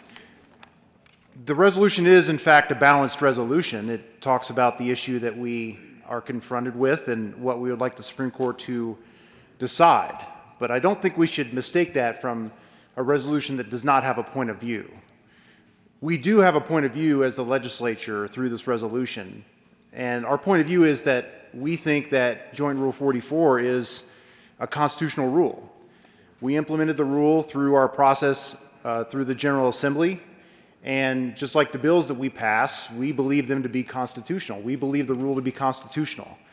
And so we are, as the General Assembly, should this resolution pass, coming at it from the perspective that we believe Joint Rule 44 is constitutional. And so that's the argument that the General Assembly should be making, because the General Assembly, in this case the Office of Legislative Legal Services or counsel that they hire, should be taking the perspective that is on behalf of the General Assembly. That's what they do. That's what we do. And what this amendment asks for is for the General Assembly to take an argument not only on its own behalf, but also against the General Assembly in this way. What we're saying, again, this language that I don't think is being contested by anybody here in the resolution, what we're saying is that we believe that Joint Rule 44 is constitutional, which means that we believe that we have 120 calendar days to conduct our business. We believe, as members of the General Assembly, that we should be able to conduct our business and pass bills that we, the General Assembly, believe to be important bills. We believe that we should conduct the business that we were elected to conduct here, and we believe we should have 120 days to do that, pursuant to what we believe the Constitution to say, and pursuant to what Joint Rule 44 says. So the General Assembly is taking that position under this resolution. And it does not seem appropriate, to me at least, that the General Assembly should be taking that position as well as taking the opposite position. Certainly there will be parties that will be taking the opposite position. Certainly, I think in a case of this importance, there will be parties that will be involved with the Supreme Court. There will be briefing on both sides of the issue, and certainly there will be parties that will decide that they want to brief the other side of the issue, that in fact 120 days means that 120 consecutive days. I really have no doubt that there will be other parties that will decide to brief that side of the issue, and they should be able to. And the Supreme Court should, of course, consider those briefs, consider that perspective, and make its determination based on the arguments. The question really here is, by this amendment, is should we, the General Assembly, pay for both sides of the argument? And I don't think that we should. Just like if we, the General Assembly, pass a law and it's called into question and there's a case that's filed, a lawsuit that's filed in district court, the Attorney General often will come in and defend that law on behalf of the state. But the Attorney General isn't asked to provide both sides of the issue. The Attorney General is asked to defend and has the perspective that the law that we pass or the statute that we pass is constitutional. It would be irregular at best for an Attorney General's office to say, we believe the General Assembly has done something here that's constitutional, but here's also another lawyer from our office that's going to argue the opposite side for the Supreme Court. That's not the way that it works. Another side comes in, somebody argues in the lawsuit that what the General Assembly did was unconstitutional, and that's the procedure I think we should follow here as well. So I urge the body to reject this amendment, but rejecting the amendment doesn't mean that the other side is not going to be argued. I feel confident about that. This is an important issue. The Supreme Court, I'm sure, will take it as an important constitutional issue. We'll want to hear from both sides or all sides, and I think that both sides or all sides will be represented. They just should not be paid for by the same body. So I ask for a no vote on L004. Are there any no votes? Oh, Senator Gardner. No vote? Senator Thank you, Gardner. Madam President. Well, and I am speaking to the amendment. I have a good deal more to say about the resolution. I do appreciate, just in introduction to my comments about the amendment, I do appreciate the work with the majority party to make the resolution itself as even-handed as it can be in propounding the interrogatory, and the interrogatory being a question, propounding the interrogatory to the Colorado Supreme Court. In fact, the question in the resolution is found at page 6, lines 19 through 26. And again, I have to speak to this in the context of the amendment. The interrogatory says, does the provision of Section 7 of Article 5 of the state constitution that limits the length of the regular legislative session to, quote, 120 calendar days, unquote, require that those days be counted consecutively and continuously, beginning with the first day on which the regular legislative session convenes? Or may the General Assembly, for purposes of operating during a declared disaster emergency, interpret the limitation as applying only to calendar days on which the Senate or the House of Representatives or both convene in regular legislative session? Is it A or is it B?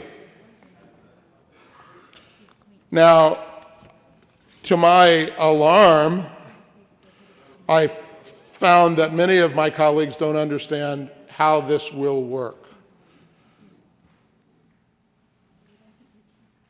The resolution, if it is successful, will be processed here and sent to the Colorado Supreme Court, and they will make a decision first and foremost about whether this is appropriate.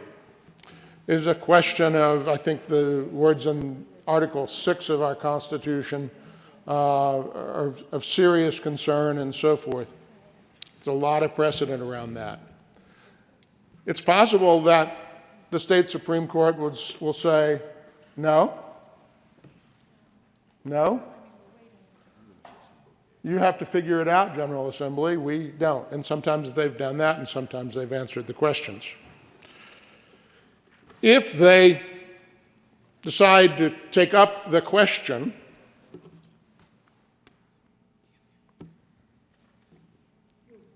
then we have asked them, and I think even if we didn't ask, they would anyway, they will ask for briefs and set a briefing schedule. Now, in the course of events, since the majority of the General Assembly is requesting this question be answered, they will say to the General Assembly, please file a brief. Now, it is the position of this institution in which we all serve that it will always defend its power and authority against each and everything, even the Constitution of the state of Colorado, apparently, which has been to my chagrin for some 12 different sessions from time to time. So, the Office of Legislative Legal Services will call the Committee on Legal Services and say, may we retain counsel to argue for the constitutionality of Rule 44G. Not, may we retain counsel to fully brief whether it is A or whether it is B in a neutral manner.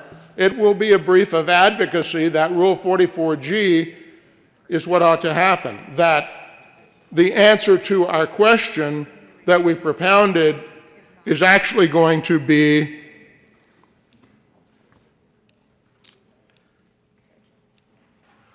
the General Assembly, for purposes of operating during a declared disaster emergency, may interpret the limitation as applying only to calendar days on which the Senate or the House of Representatives are both convened in regular legislative session.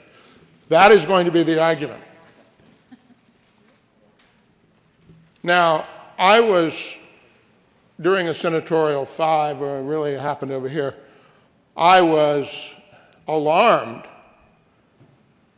to hear that somehow members of the majority did not understand that there were people who held the position that the answer to that question is 120 calendar days means consecutive calendar days. I mean, I don't know how you could live in this chamber and talk with anyone or rail about my comments from the well earlier this week and not know that my position has been that 120 calendar days are consecutive calendar days. That's what we've always done. That's the way we've interpreted it. It doesn't really matter whether we have a disaster emergency or not. The Constitution applies during disaster emergencies. In fact, it's been, just as an aside, alarming to me that some have tried to argue with me that the Constitution of the state of Colorado and the United States don't apply during a disaster emergency. You might study your Civil War history. You might look into the concept of martial law and when that might be appropriate. That's when all government breaks down. I don't think we're all broke down right now because we're sitting here this morning. Now, to the amendment more directly. Since there will be a robust and well-financed, not begging for pennies, argument by a 17th Street lawyer, most likely, not a simple country lawyer, but a 17th Street lawyer and all of his or her army of lawyers, to argue for the constitutionality of Rule 44G, all this amendment does is say, look, the resolution says, is the answer A or B? We don't know. Because if we knew, we wouldn't need to propound this interrogatory.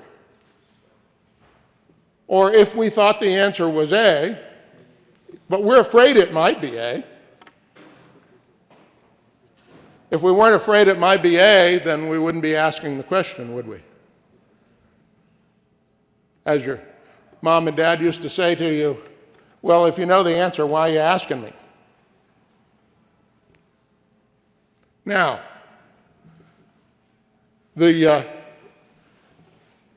good senator from Lafayette says, well, and I don't want to misstate his position, but I heard a lot of this generally, well, why would we pay for this opposing position? Or should we be paying for this position that's not the position of the General Assembly? Well, I don't know. Should we pay for staff and aides for members of the minority?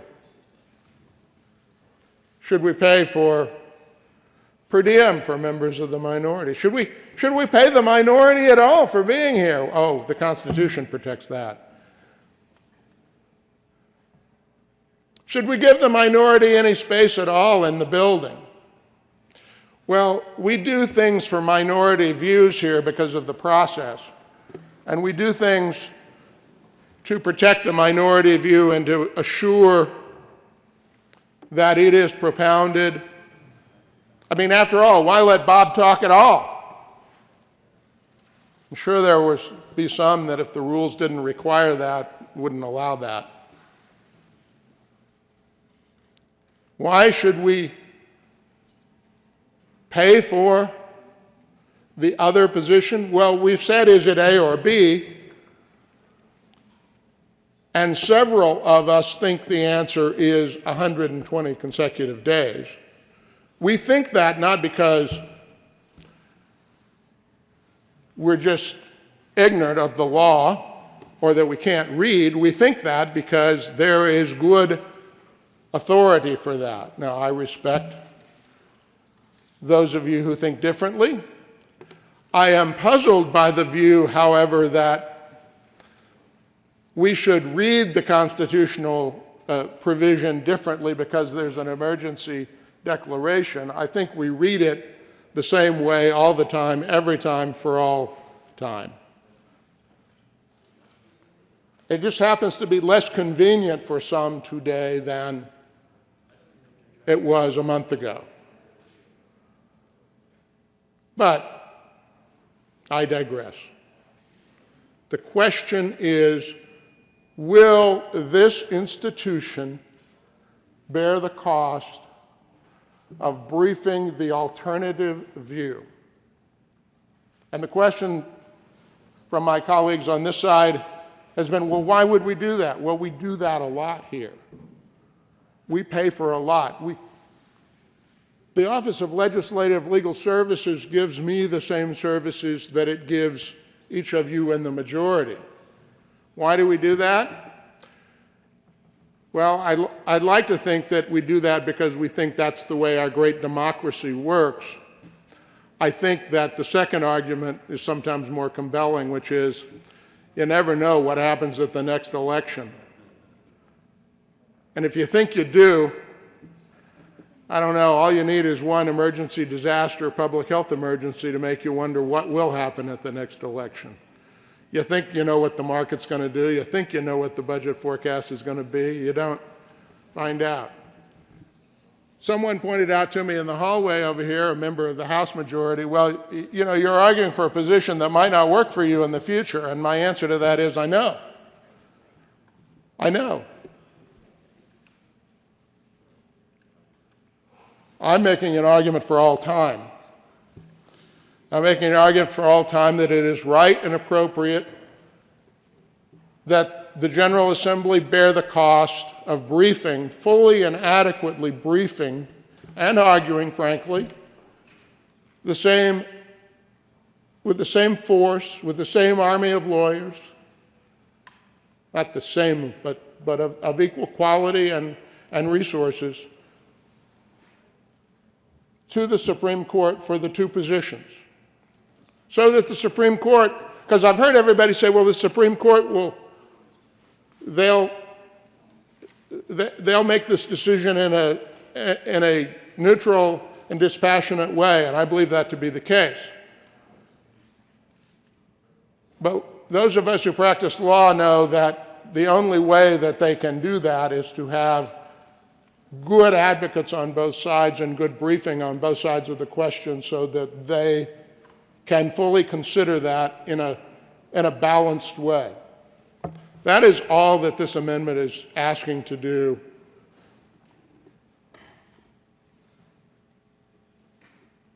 It is a matter of process. This amendment is about process.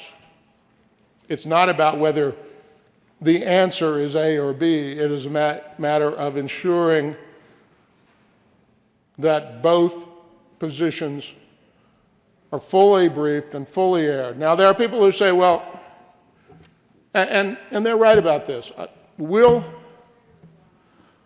We'll find a way to do it, even if a simple country lawyer from down Colorado Springs spends the 2 weeks he has off doing the brief. Not the best situation, because I don't have an army of lawyers.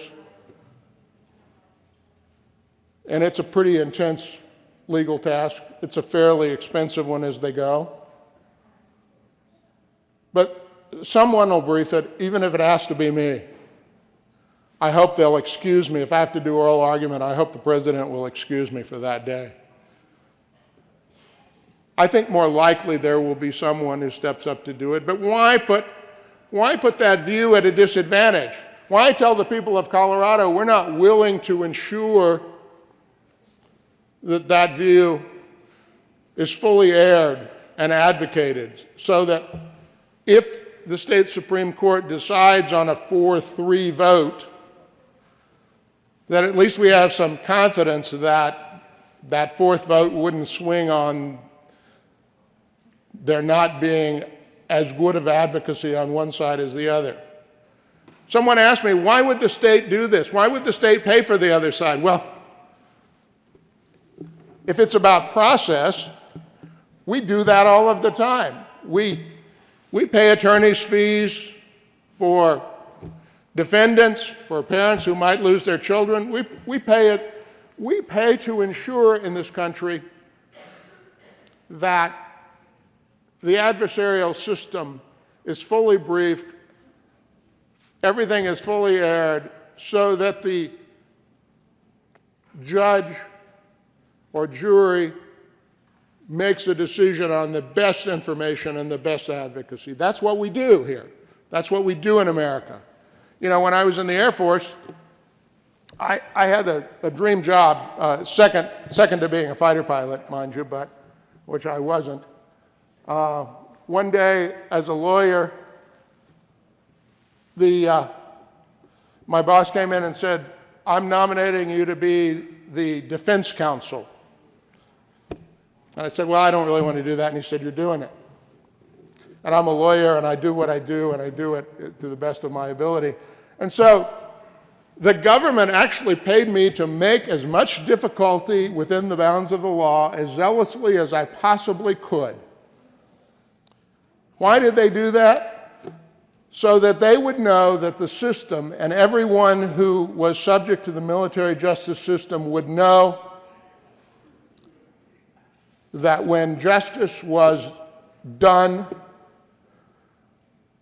that the defendant had the very best representation possible, so that people would say, well, that was unfair, that wasn't fully aired, that person didn't have good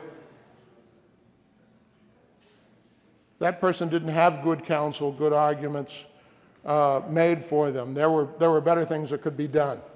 Members, this is a matter of process. This is not about the General Assembly arguing against itself. It is about the General Assembly ensuring that the matter is fully briefed, fully aired, and that the 7 members of our state Supreme Court will then have the best information possible, the best briefing possible on both sides when they make the decision. I ask for an aye vote. Senator Moreno.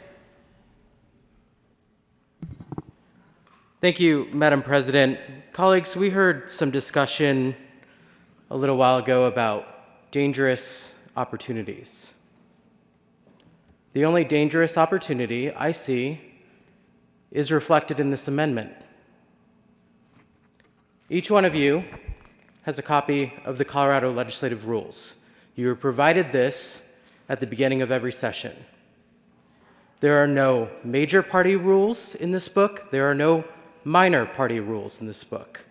There are House rules, Senate rules, and the joint rules of the General Assembly. To propose that the General Assembly should pay for counsel to argue against its own rules is absurd. In this unprecedented time, the only thing that matters now is the opinion of the Supreme Court, not the opinion of any one legislator. Vote no on this amendment. Senator Lundin. Thank you very much, Madam President. Want to be just crystal clear that this amendment is offered with incredible respect for all the members of this body, minority, majority. It is offered in reverence for the institution. And it's offered in regard for the people of Colorado and the Constitution they rely on. Now, the question that we're trying to get to is, are we omniscient? No, we're not. Do we anticipate everything perfectly clearly or not? When we write rules, are they always perfect or not? It's my contention that created by man, woman, it is inevitably going to come up against its limitations, and it will not be perfect. So the rules that we all pick up and study and respect as we walk through this process, from time to time, find their bounds, their outer bounds, they find their limitations and perhaps their mistakes and need to be cleaned up. That's what this is about. The real point I want to make here goes beyond this specific amendment. I want the people who hear about later or are watching now this process that seems so laborious and ponderous and grinding. It's deliberative by nature. And I want the people that are perhaps frustrated by that grinding deliberation to know that the respect in this room, the respects in the sidebar conversations that have been going on, has been flowing both ways freely. The respect in seeking a way to find the pathway forward is palpable. And for that, I am grateful. So I simply close by saying, if we are struggling to understand exactly where we're at, if in fact we have, by virtue of our rule, found the outer bound, found a limitation, found a place where we're not sure, it is incumbent upon us to resolve that matter. And in order to do that, we need to argue the entire scope of the question, and it's our responsibility and therefore our financial obligation to in fact do that. I urge your support of Amendment L004, I believe it is. Thank you, Madam President. Mr. Minority Leader. Thank you, Madam President. Speaking from the minority, I thought that this was an issue that would not be debated. I thought that this was an issue, a reasonable perspective from a learned colleague, someone here who has vastly more experience in the judicial branch than I, and he pointed out something that I hadn't considered, which is fully understandable. As a member of the minority, it's also concerning that the equality, the balance that we have in the resolution that I was proud to support and put my name on, that now we're getting some indication on the minority side that moving forward, the position of the legislature would no longer be balanced. It wouldn't be consecutive or not consecutive. Please tell us which is which. I thought we had agreement that both sides, or at least the question would be asked, which of those is correct, consecutive or non-consecutive. But it seems increasingly clear that moving forward, the intention would be, no, there's only one side. Is this interpretation correct? It was shocking to me last week when the Executive Committee had a briefing on Rule 44 and our emergency response plan. I asked Director Eubanks a question just to confirm 120 days means 120 days consecutive.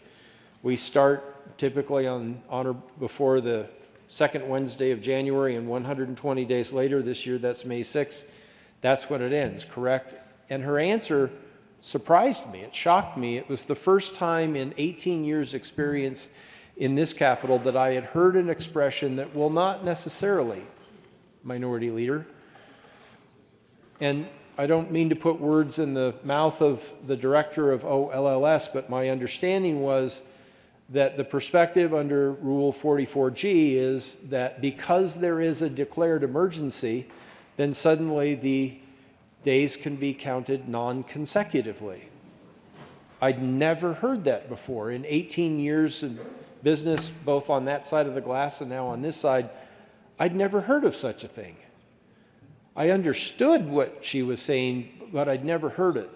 And it took me a while to decide whether I agreed with it or not. And where I landed was, I don't know. I've only been familiar with the perspective that it's 120 consecutive days and there's a date certain.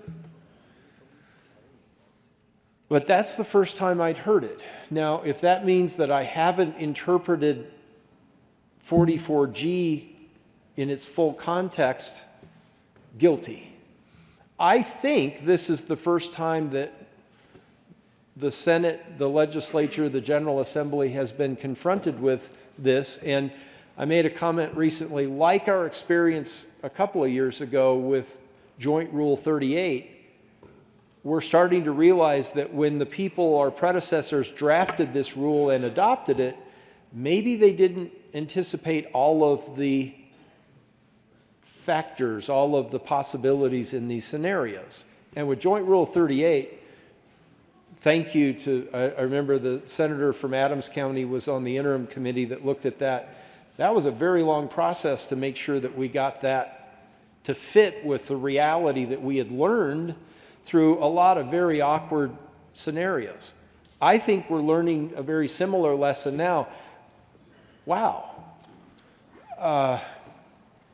Maybe Joint Rule 44 isn't perfect, but we're asking the Supreme Court for that interpretation, and so that we don't belabor this too long, I would ask for your support for the amendment, because I think it doesn't create anything new. It just, in my opinion, it reaffirms and it assures the minority that the balanced perspective that we have in the resolution now will continue as we move forward. So I do ask for your aye vote on the amendment.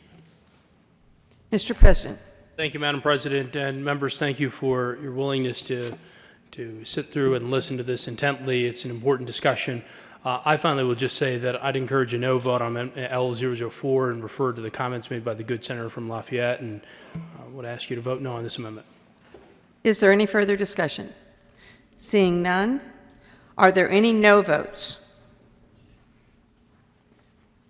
Mr. President, Mr. Majority Leader, Senator Donovan, Senator Danielson, Senator Lee, Senator Gonzalez, Senator Marino, Senator Pedersen, Janal, Rodriguez, Bridges, Williams, Hanson, Winter, Story, Zenzinger. Please add Senator Fields, Senator Foote. Please add the President.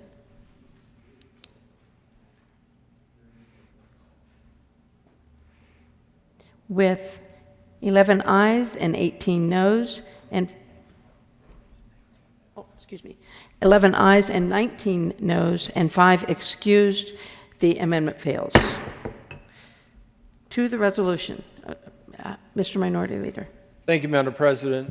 While I am disappointed with that outcome, I thought that that was not a contentious issue. It turned out to be.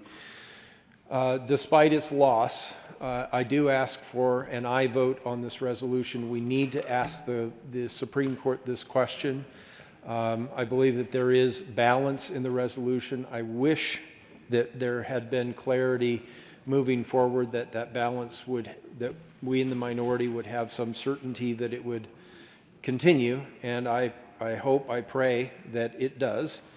I do ask for an aye vote. It is important that this question be asked of the state Supreme Court. Senator Lundin. Thank you very much, Madam President. I simply rise to make very clear, if it wasn't inferred from my previous comments, that I'm supportive of this resolution. I think we are moving forward in an important way with unity, and there was a nuance, an extension, an additional element that was derivative from this resolution that we were discussing previously. I just want to be very clear that I think this is an important resolution. It seeks to find a pathway forward. The reality is, resources outside this building, in my opinion, are now going to have to be applied to the effort to find a perfect way forward, and that will be the will of the body should this resolution pass as it is now constructed, which I believe will happen. But I want to be clear that I support the resolution and our effort to move forward in unity, as I said previously. Thank you, Madam President. Please go ahead. I'm going to go move to different issues. Senator Gardner. Thank you, Madam President. Members, colleagues, people of the state of Colorado, I want to be very clear. Perhaps I was not clear for some reason earlier in the week. I do not believe that this resolution is necessary. I did suggest that if those who thought that it was somehow appropriate to not count days because Rule 44G purports to permit that, one ought to perhaps lodge an interrogatory with the Colorado Supreme Court. But the interrogatory is not necessary in my view. I think we ought to follow the Constitution. Now, unfortunately, there are those who don't believe that the Constitution, in my views, says what it says. In 1988, there was a ballot issue before the people of Colorado. It was Amendment number 3. And the Blue Book, the ballot title was this: an amendment of Section 7 of Article 5 of the Constitution of the State of Colorado, providing that the regular sessions of the General Assembly shall not exceed 120 calendar days. Goes on, and I won't read each and every piece of it. I'm tempted, but because people ought to read it if they haven't. I was, again, disturbed this morning to find, as readily available as it was when you simply ask staff, they email it to you, that so many members hadn't asked the simple question or even opened up that provision of the Constitution. The proposal, it says, would amend the language of Section 7 to read as follows: the General Assembly shall meet in regular session at 10 a.m. no later than the second Wednesday of January of each year, ... ellipsis, because there was already language there about special sessions and so forth. So after that sentence, the thing that the people of Colorado saw was a sentence that says regular sessions of the General Assembly shall not exceed 120 calendar days. Now, when we adjourn later today, and let me hasten to add, I support the adjournment. We have an emergency. We need to adjourn. We need to adjourn not because we can't sit here with several feet between all of us, but because the public comes to hear our business. And as you well know, throughout the session, there are hundreds of people in very small spaces. So our debate here, let me make this clear. Our debating another hour today about the Constitution of Colorado is not going to endanger the public health and safety we do need to act and we do need to adjourn. But when we adjourn, we're not going to adjourn the second regular session of the Colorado General Assembly. We're just going to adjourn our meeting. The second session, the second regular session of the Colorado General Assembly, of the 72nd Colorado General Assembly, will continue. It will continue to be. If someone calls me up and says, "Is the legislature in session?" I'll say, "Well, we're not meeting today. We're not meeting for 2 weeks. But our session, second regular session of the 72nd General Assembly, continues. And the regular session of the General Assembly shall not exceed 120 calendar days." Now, someone will say, "Well, it doesn't say consecutive." And what's a calendar day? Is that calendar, 14th, 15th, 16th? Or is it, what's at the top of our calendar for the Senate and our journal? Well, the Blue Book has some very interesting discussion about how the General Assembly met prior to 1988 or 1989. And there were arguments for and against this session. What is interesting is that the arguments both for and against evince a clear understanding that the 120 days were consecutive days, and they were consecutive days whether there was an emergency or not. So, one of the arguments for says the proposal will ensure that the limitation cannot be changed by statute or legislative rule. The 120-day limitation will require the legislature to adjust its procedures to utilize time and resources more efficiently. State legislatures in other states of comparable or greater population are in session fewer days per year than Colorado and appear to meet their responsibilities. Well, we'll talk about that another day. And then this. State emergencies which may arise in the legislative interim can still be addressed through special sessions convened by the governor or by 2/3 vote of both houses of the General Assembly. The arguments against, while they're against the 120-day limitation, they proceed on the assumption that it means consecutive calendar days. The arguments against are the proposal is too restrictive and inflexible. Establishing the 120-day limitation in the Constitution does not allow the legislature the flexibility to respond if important issues arise that require legislative action, could prevent effective legislative response. It could deny citizens access to the strongest instrument for effective state government. That must have been written by someone in the General Assembly. You might say, that's exactly right what you just read. Well, let me just say the people of Colorado in 1988 rejected that argument. One of the arguments for, and bear with me, I didn't underline, here it is. The proposal will guarantee adjournment of the legislature on a date certain so that part-time citizen legislators can plan for the time necessary to participate in the legislative process. Well, whether that's a good policy or not, it was adopted. Allow the General Assembly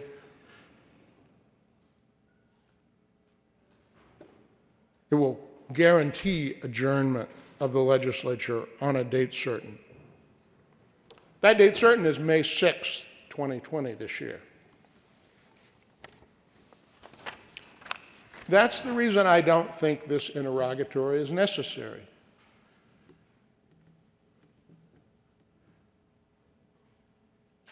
We simply need to acknowledge that Rule 44G is unconstitutional, inappropriate, call it what you like, imprudent, and that we will count our next 16 days. And our journal will say that we are on day, I wrote it down, I think it's 86 as opposed to 68 or 69. One thing I do know about that course of action is no one will hold our statutes to be null and void if we adjourn as we have always adjourned 120 days after convening. Let me tell you what the danger of asking this question might be. I have had, again, people from majority caucuses argue that this is a special rule for emergencies. We would only be able to use this for emergencies. Well, our own rules only allow us to use this for emergencies. But I think courts behave very differently than legislatures. They operate on bright lines and notions of what do the words say? How do we interpret those words? And there's nothing in those words that says anything about emergencies. It says regular sessions of the General Assembly shall not exceed 120 calendar days. You know, if the court answers and says, well, it means 120 legislative calendar days, not consecutive calendar days, I would not put it beyond the realm of consideration that a future General Assembly would say,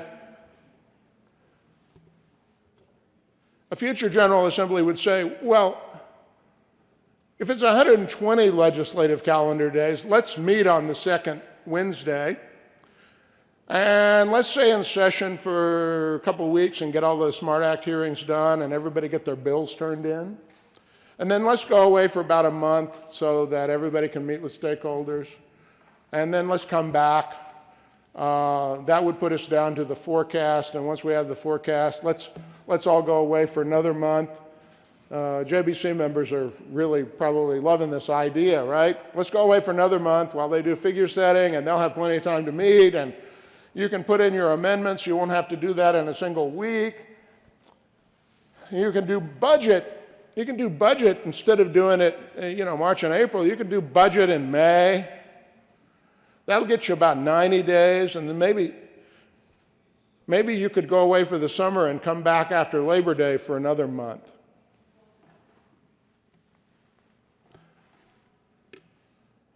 I hope that the Colorado Supreme Court will find that 120 days means what it was intended to mean, consecutive calendar days. Now, I appreciate the majority working with us to have an even-handed, objective, as much as is possible, resolution. I am disappointed, bitterly disappointed, that they do not see the wisdom of bearing the cost and expenses of briefing the minority view.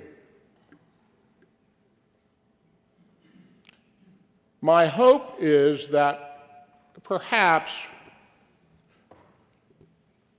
when the state Supreme Court tries to decide whether to undertake this interrogatory or not, I don't know kind of what process they go through, if they would search the history or hear the arguments, but if they do, I hope that they hear this one, that there is at least one member that does not believe we should ask because the Constitution is clear, and that the right course of action is not to lodge an interrogatory to say, well, because there's a disaster, can I read the Constitution differently? Because, by the way, that's what this amendment, this resolution kind of says. I mean, I wouldn't have written it that way, by the way, because I think that compromises your position. I get to read it special. I get to read it special when there's any kind of a disaster emergency, but all the rest of the time, I'm required to read it the way it was written.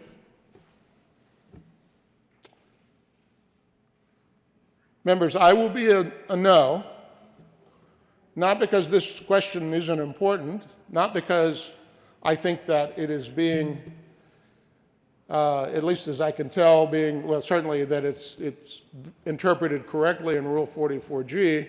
I will be a no because I think it is unnecessary to ask. I think we ought to follow what is clearly intended by the voters of the state of Colorado in 1988. And an argument was made to me that I should never argue to limit the power of the General Assembly. That's contrary to my duties as a member of the General Assembly or something, that somehow by saying, I don't think the General Assembly can do that, that I've somehow argued against my branch and what it has a right to do. Colleagues, members, Madam President, people of Colorado, I did not take an oath to the Colorado State Senate, to the Colorado General Assembly, to any of you here. I took an oath to the Constitution of the United States and the state of Colorado and the laws thereunder. And so when I argue from this well, I endeavor to the best of my ability not to argue for more power for the legislative branch,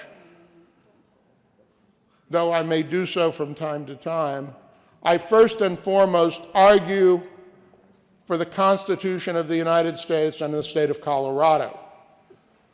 And my reading, while others may disagree, my own reading of the Constitution of the state of Colorado is that we are required to adjourn no later than May 6, 2020. I ask for a no vote. To the resolution, Senator Lee.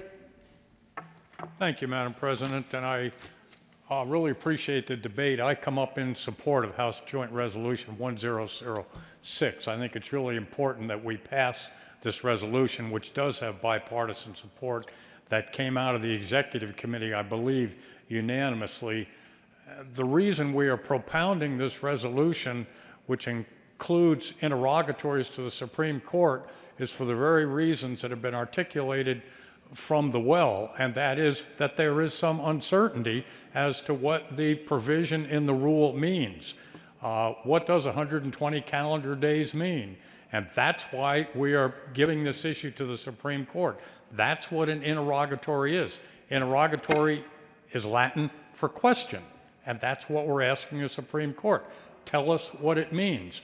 We have a provision in the Constitution that says 120 calendar days. So is 120 calendar days consecutive, or does it continue? The resolution, the interrogatory to the court, is very clear and impartial and unbiased in asking whether those days are to be counted consecutively, or should they, in times of emergency, apply only to calendar days.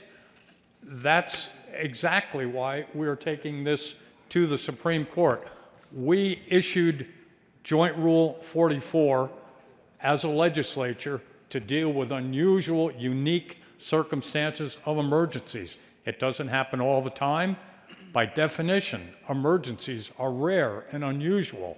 And during rare and unusual circumstances, we need to engage in rare and unusual things, like interpreting this rule to give us more time to do the critical work that we need to do.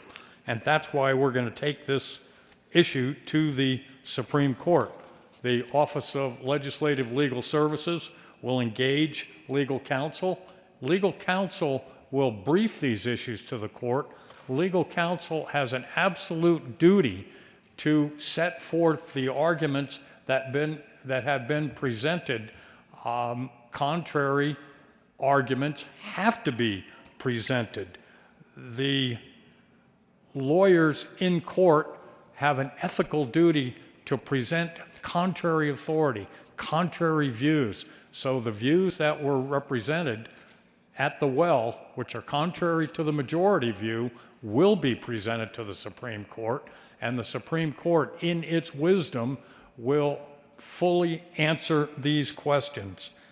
I am confident they will get a good answer. I don't know what that answer is, but I appreciate the fact that we have a Supreme Court which can interpret ambiguity, and there is ambiguity in this rule.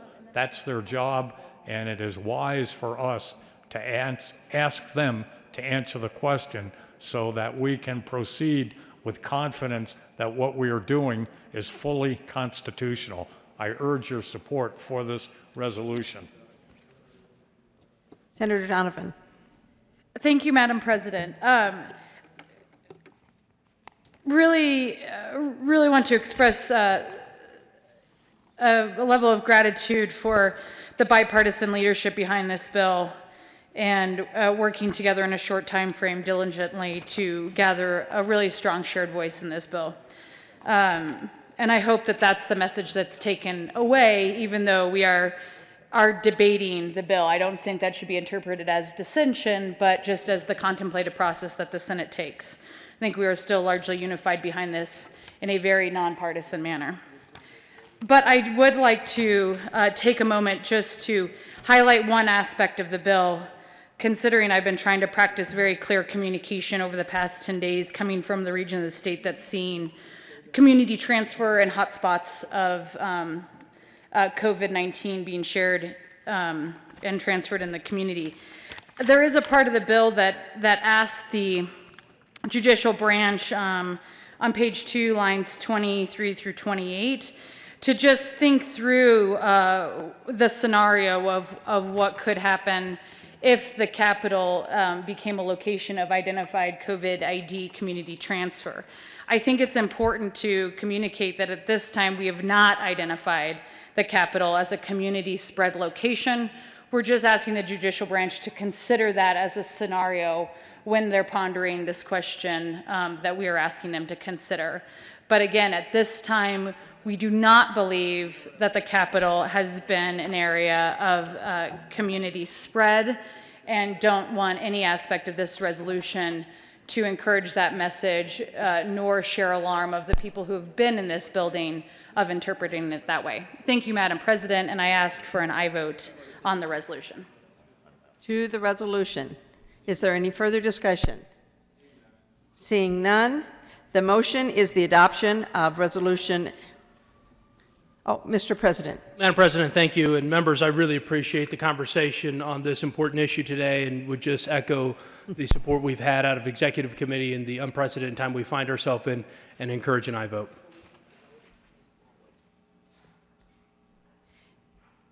Thank you. And please excuse Senator Smallwood. The motion is the adoption of Resolution HJR 1006. Are there any no votes? Senator Gardner, Crowder,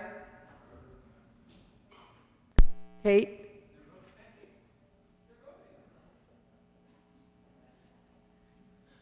With 26 aye votes, 3 no votes, 6 excused, House Joint Resolution 1006 is adopted. Co-sponsors. Senators Gonzalez, Fields, Lee, Moreno, Janal, Bridges, Rodriguez, Williams, Hanson, Foote, Winter, Lundin, Priola,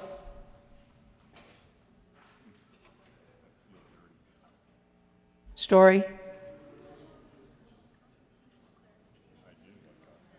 Please add the president.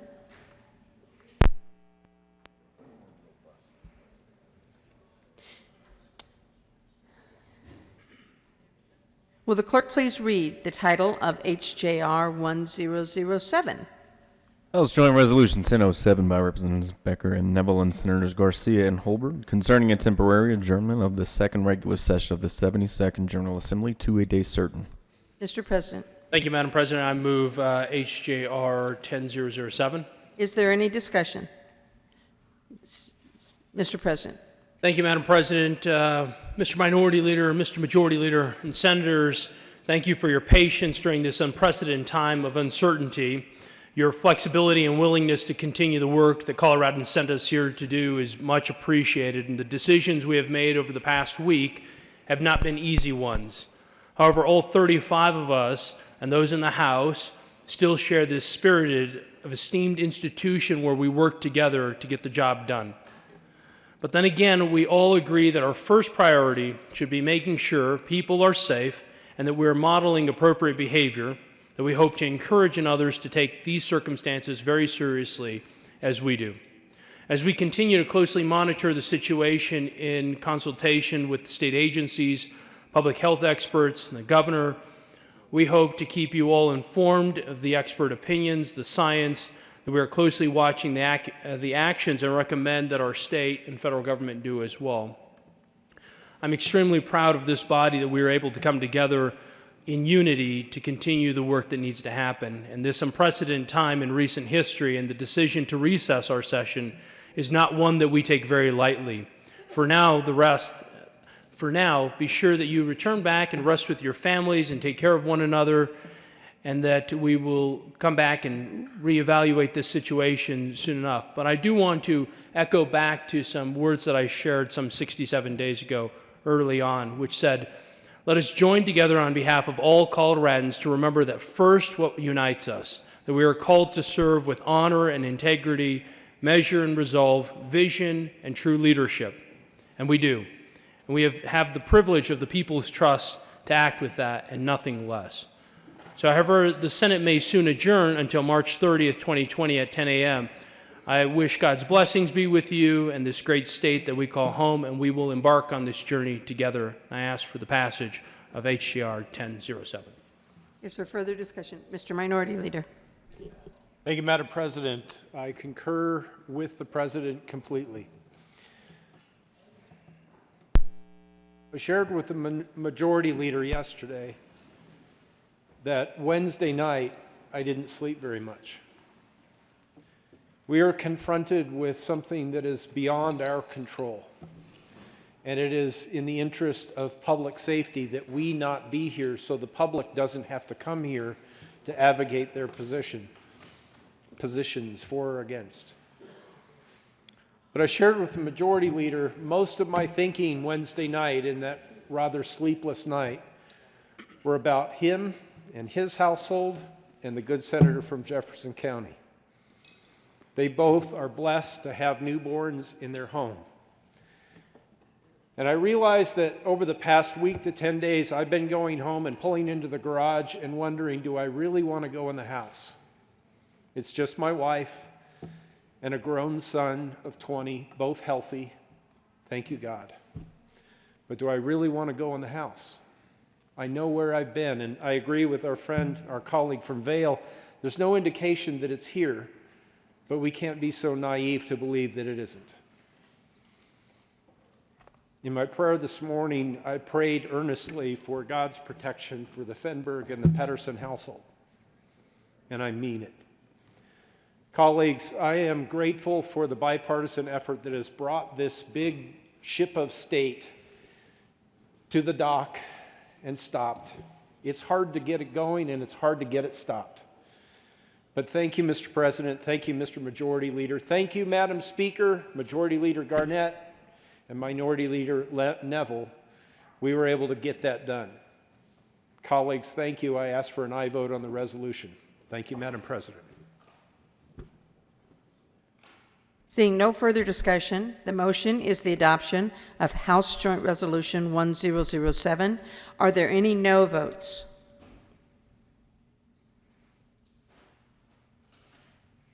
With a vote of 29 ayes, 0 noes, and 6 excused, House Joint Resolution 1007 is adopted. Co-sponsors: Senators Crowder,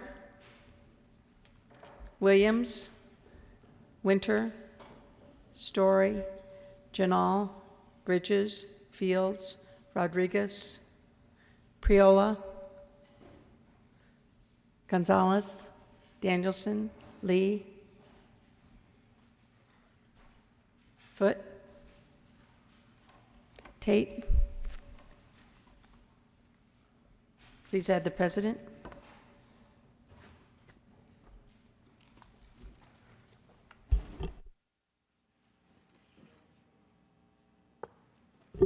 Message from the House.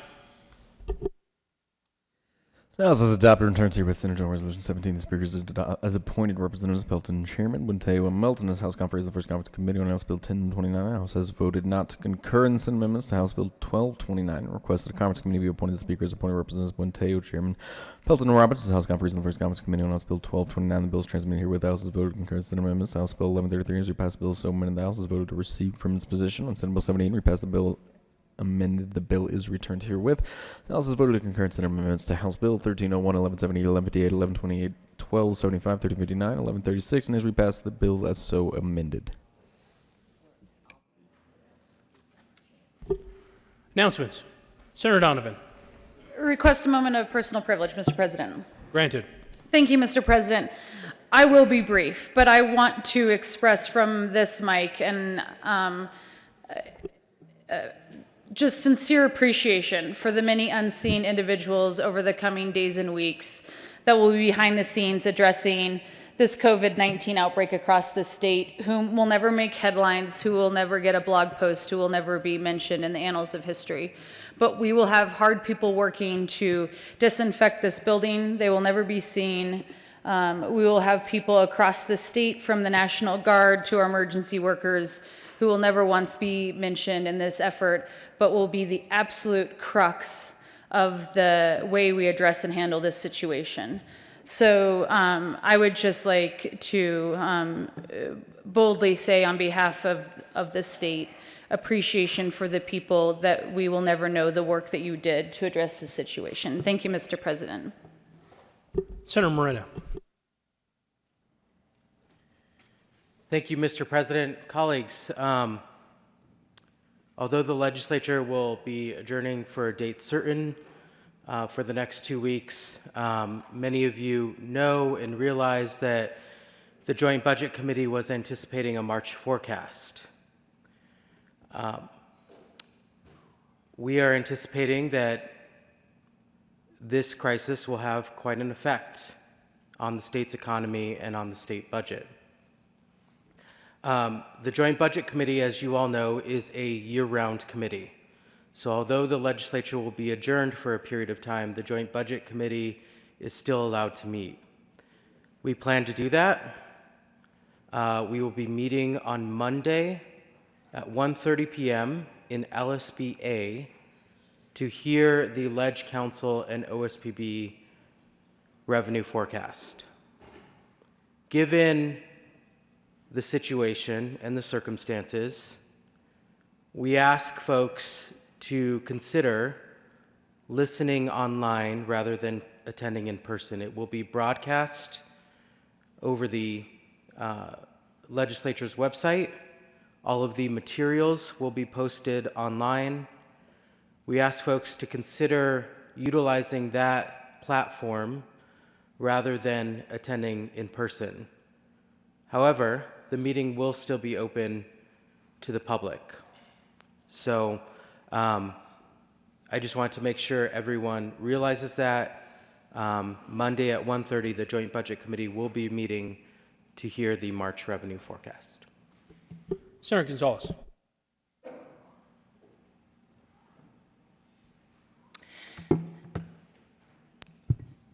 Thank you, Mr. President. I request a moment of personal privilege. Granted. Thank you. I want to take a moment to acknowledge what an extraordinary moment this is. Not because it's my birthday, but because as we navigate the unfolding consequences of this coronavirus, there are so many people taking exceptional measures to care for themselves, their families, and their community. We're concluding an extraordinary day's work, debating the grand consequences around our Constitution and about how best to move forward procedurally. But this is also a moment where it's easy to let fear dominate our better nature, to narrow our mindsets, to let anxiety and crisis planning limit our perspectives. As we enter into this recess, we acknowledge the many people who are afraid because they're medically vulnerable, because they're living paycheck to paycheck, because they're afraid as a small business owner, and because they're wondering what's going to come next. And yet, because it is so easy to allow that fearful mindset to take hold, that's why it's so critically important to intentionally uphold our values, and for each of us to take an extra step to consider the impacts of our actions on the vulnerable, to reflect on what we can do affirmatively to protect people who are at the margins. So to all the people who are already doing this across this beautiful state, our frontline healthcare workers, our food pantry volunteers, the grocery store employees, and many, many others, thank you from all of us here in the Colorado State Senate. You all embody the spirit of In Lakesh. Tú eres mi otro yo. I am your other you, and you are my other me. In this moment of crisis, in this moment of vulnerability, you all are doing the work that gives us all hope and confidence that we will get through this, that we will flatten the curve, and that when we come back to our work here at the Capitol, that we will continue to treat each other with dignity and compassion and respect. So, members, in the coming days, I encourage you to pause and reflect. I encourage you all to check in on your neighbors. I encourage every Coloradan to listen to the public health experts and to follow their lead. And while I encourage each of us to practice physical distancing, social solidarity is what we will need most in the days ahead. Thank you. Mr. Minority Leader. Thank you, Mr. President. Well said for the senator from Denver. Thank you for those encouraging words. Before we get out of here, I want to offer a thanks to our secretary and her staff, including the sergeants, to the State Patrol, to the partisan and nonpartisan staff in this building. We have, as the Executive Committee made clear, you may need to be here, and thank you to the good senator from the Joint Budget Committee. Let us not forget that some members will continue to be here, and staff across the street has a huge amount of work to do. But those of you who might be working at home, thank you for continuing that effort. Aides, paid aides at home will be answering phone calls and emails and trying to correspond with constituents who want answers from us, and that's important. But also, I assure you that the Executive Committee, we're not taking a 2-week vacation. We're going to be working very long hours, probably around the clock, and probably not from here. Some have asked, especially the out-of-town members, about per diem and paying for the second place to live. I think the Executive Committee will make clear that you will continue to get paid just like others. We are not insensitive to that, and it would not be inappropriate. The work does not stop. This is not a vacation. We are distributing ourselves outside of this building, and we are continuing our work. Mr. President, again, thank you, sir, for the conversations that we have shared over the past several days. And Majority Leader, thank you. It has not always been a smooth road, but we got here. God bless you all, and I hope to see you at 10 a.m. on March 30th. Senator Priola. Thank you, Mr. President. Members, let's look at this 2 weeks away from each other as an opportunity. I myself went through something similar to this when I broke my leg back in 2015, and I was prohibited from participating in the legislature for a month. And I will tell you, that month on the couch with my left leg elevated, I was able to read every bill and every fiscal note. And I even called Representative Everett and pointed out there was an error in his fiscal note. I had so much time. So let's stay productive, let's stay engaged, but let's do it remotely to fight against the coronavirus. Have a good day. Mr. Majority Leader.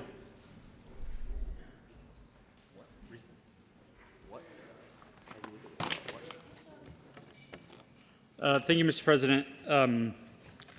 Members, as many folks have said, better than I could, these are some trying times.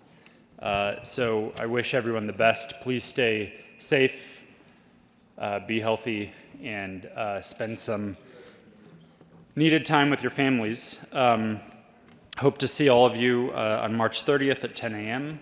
And between now and then, please stay up to date on your email, your text, etc. We will be providing updates from Executive Committee and from leadership on what is happening and what the plan is.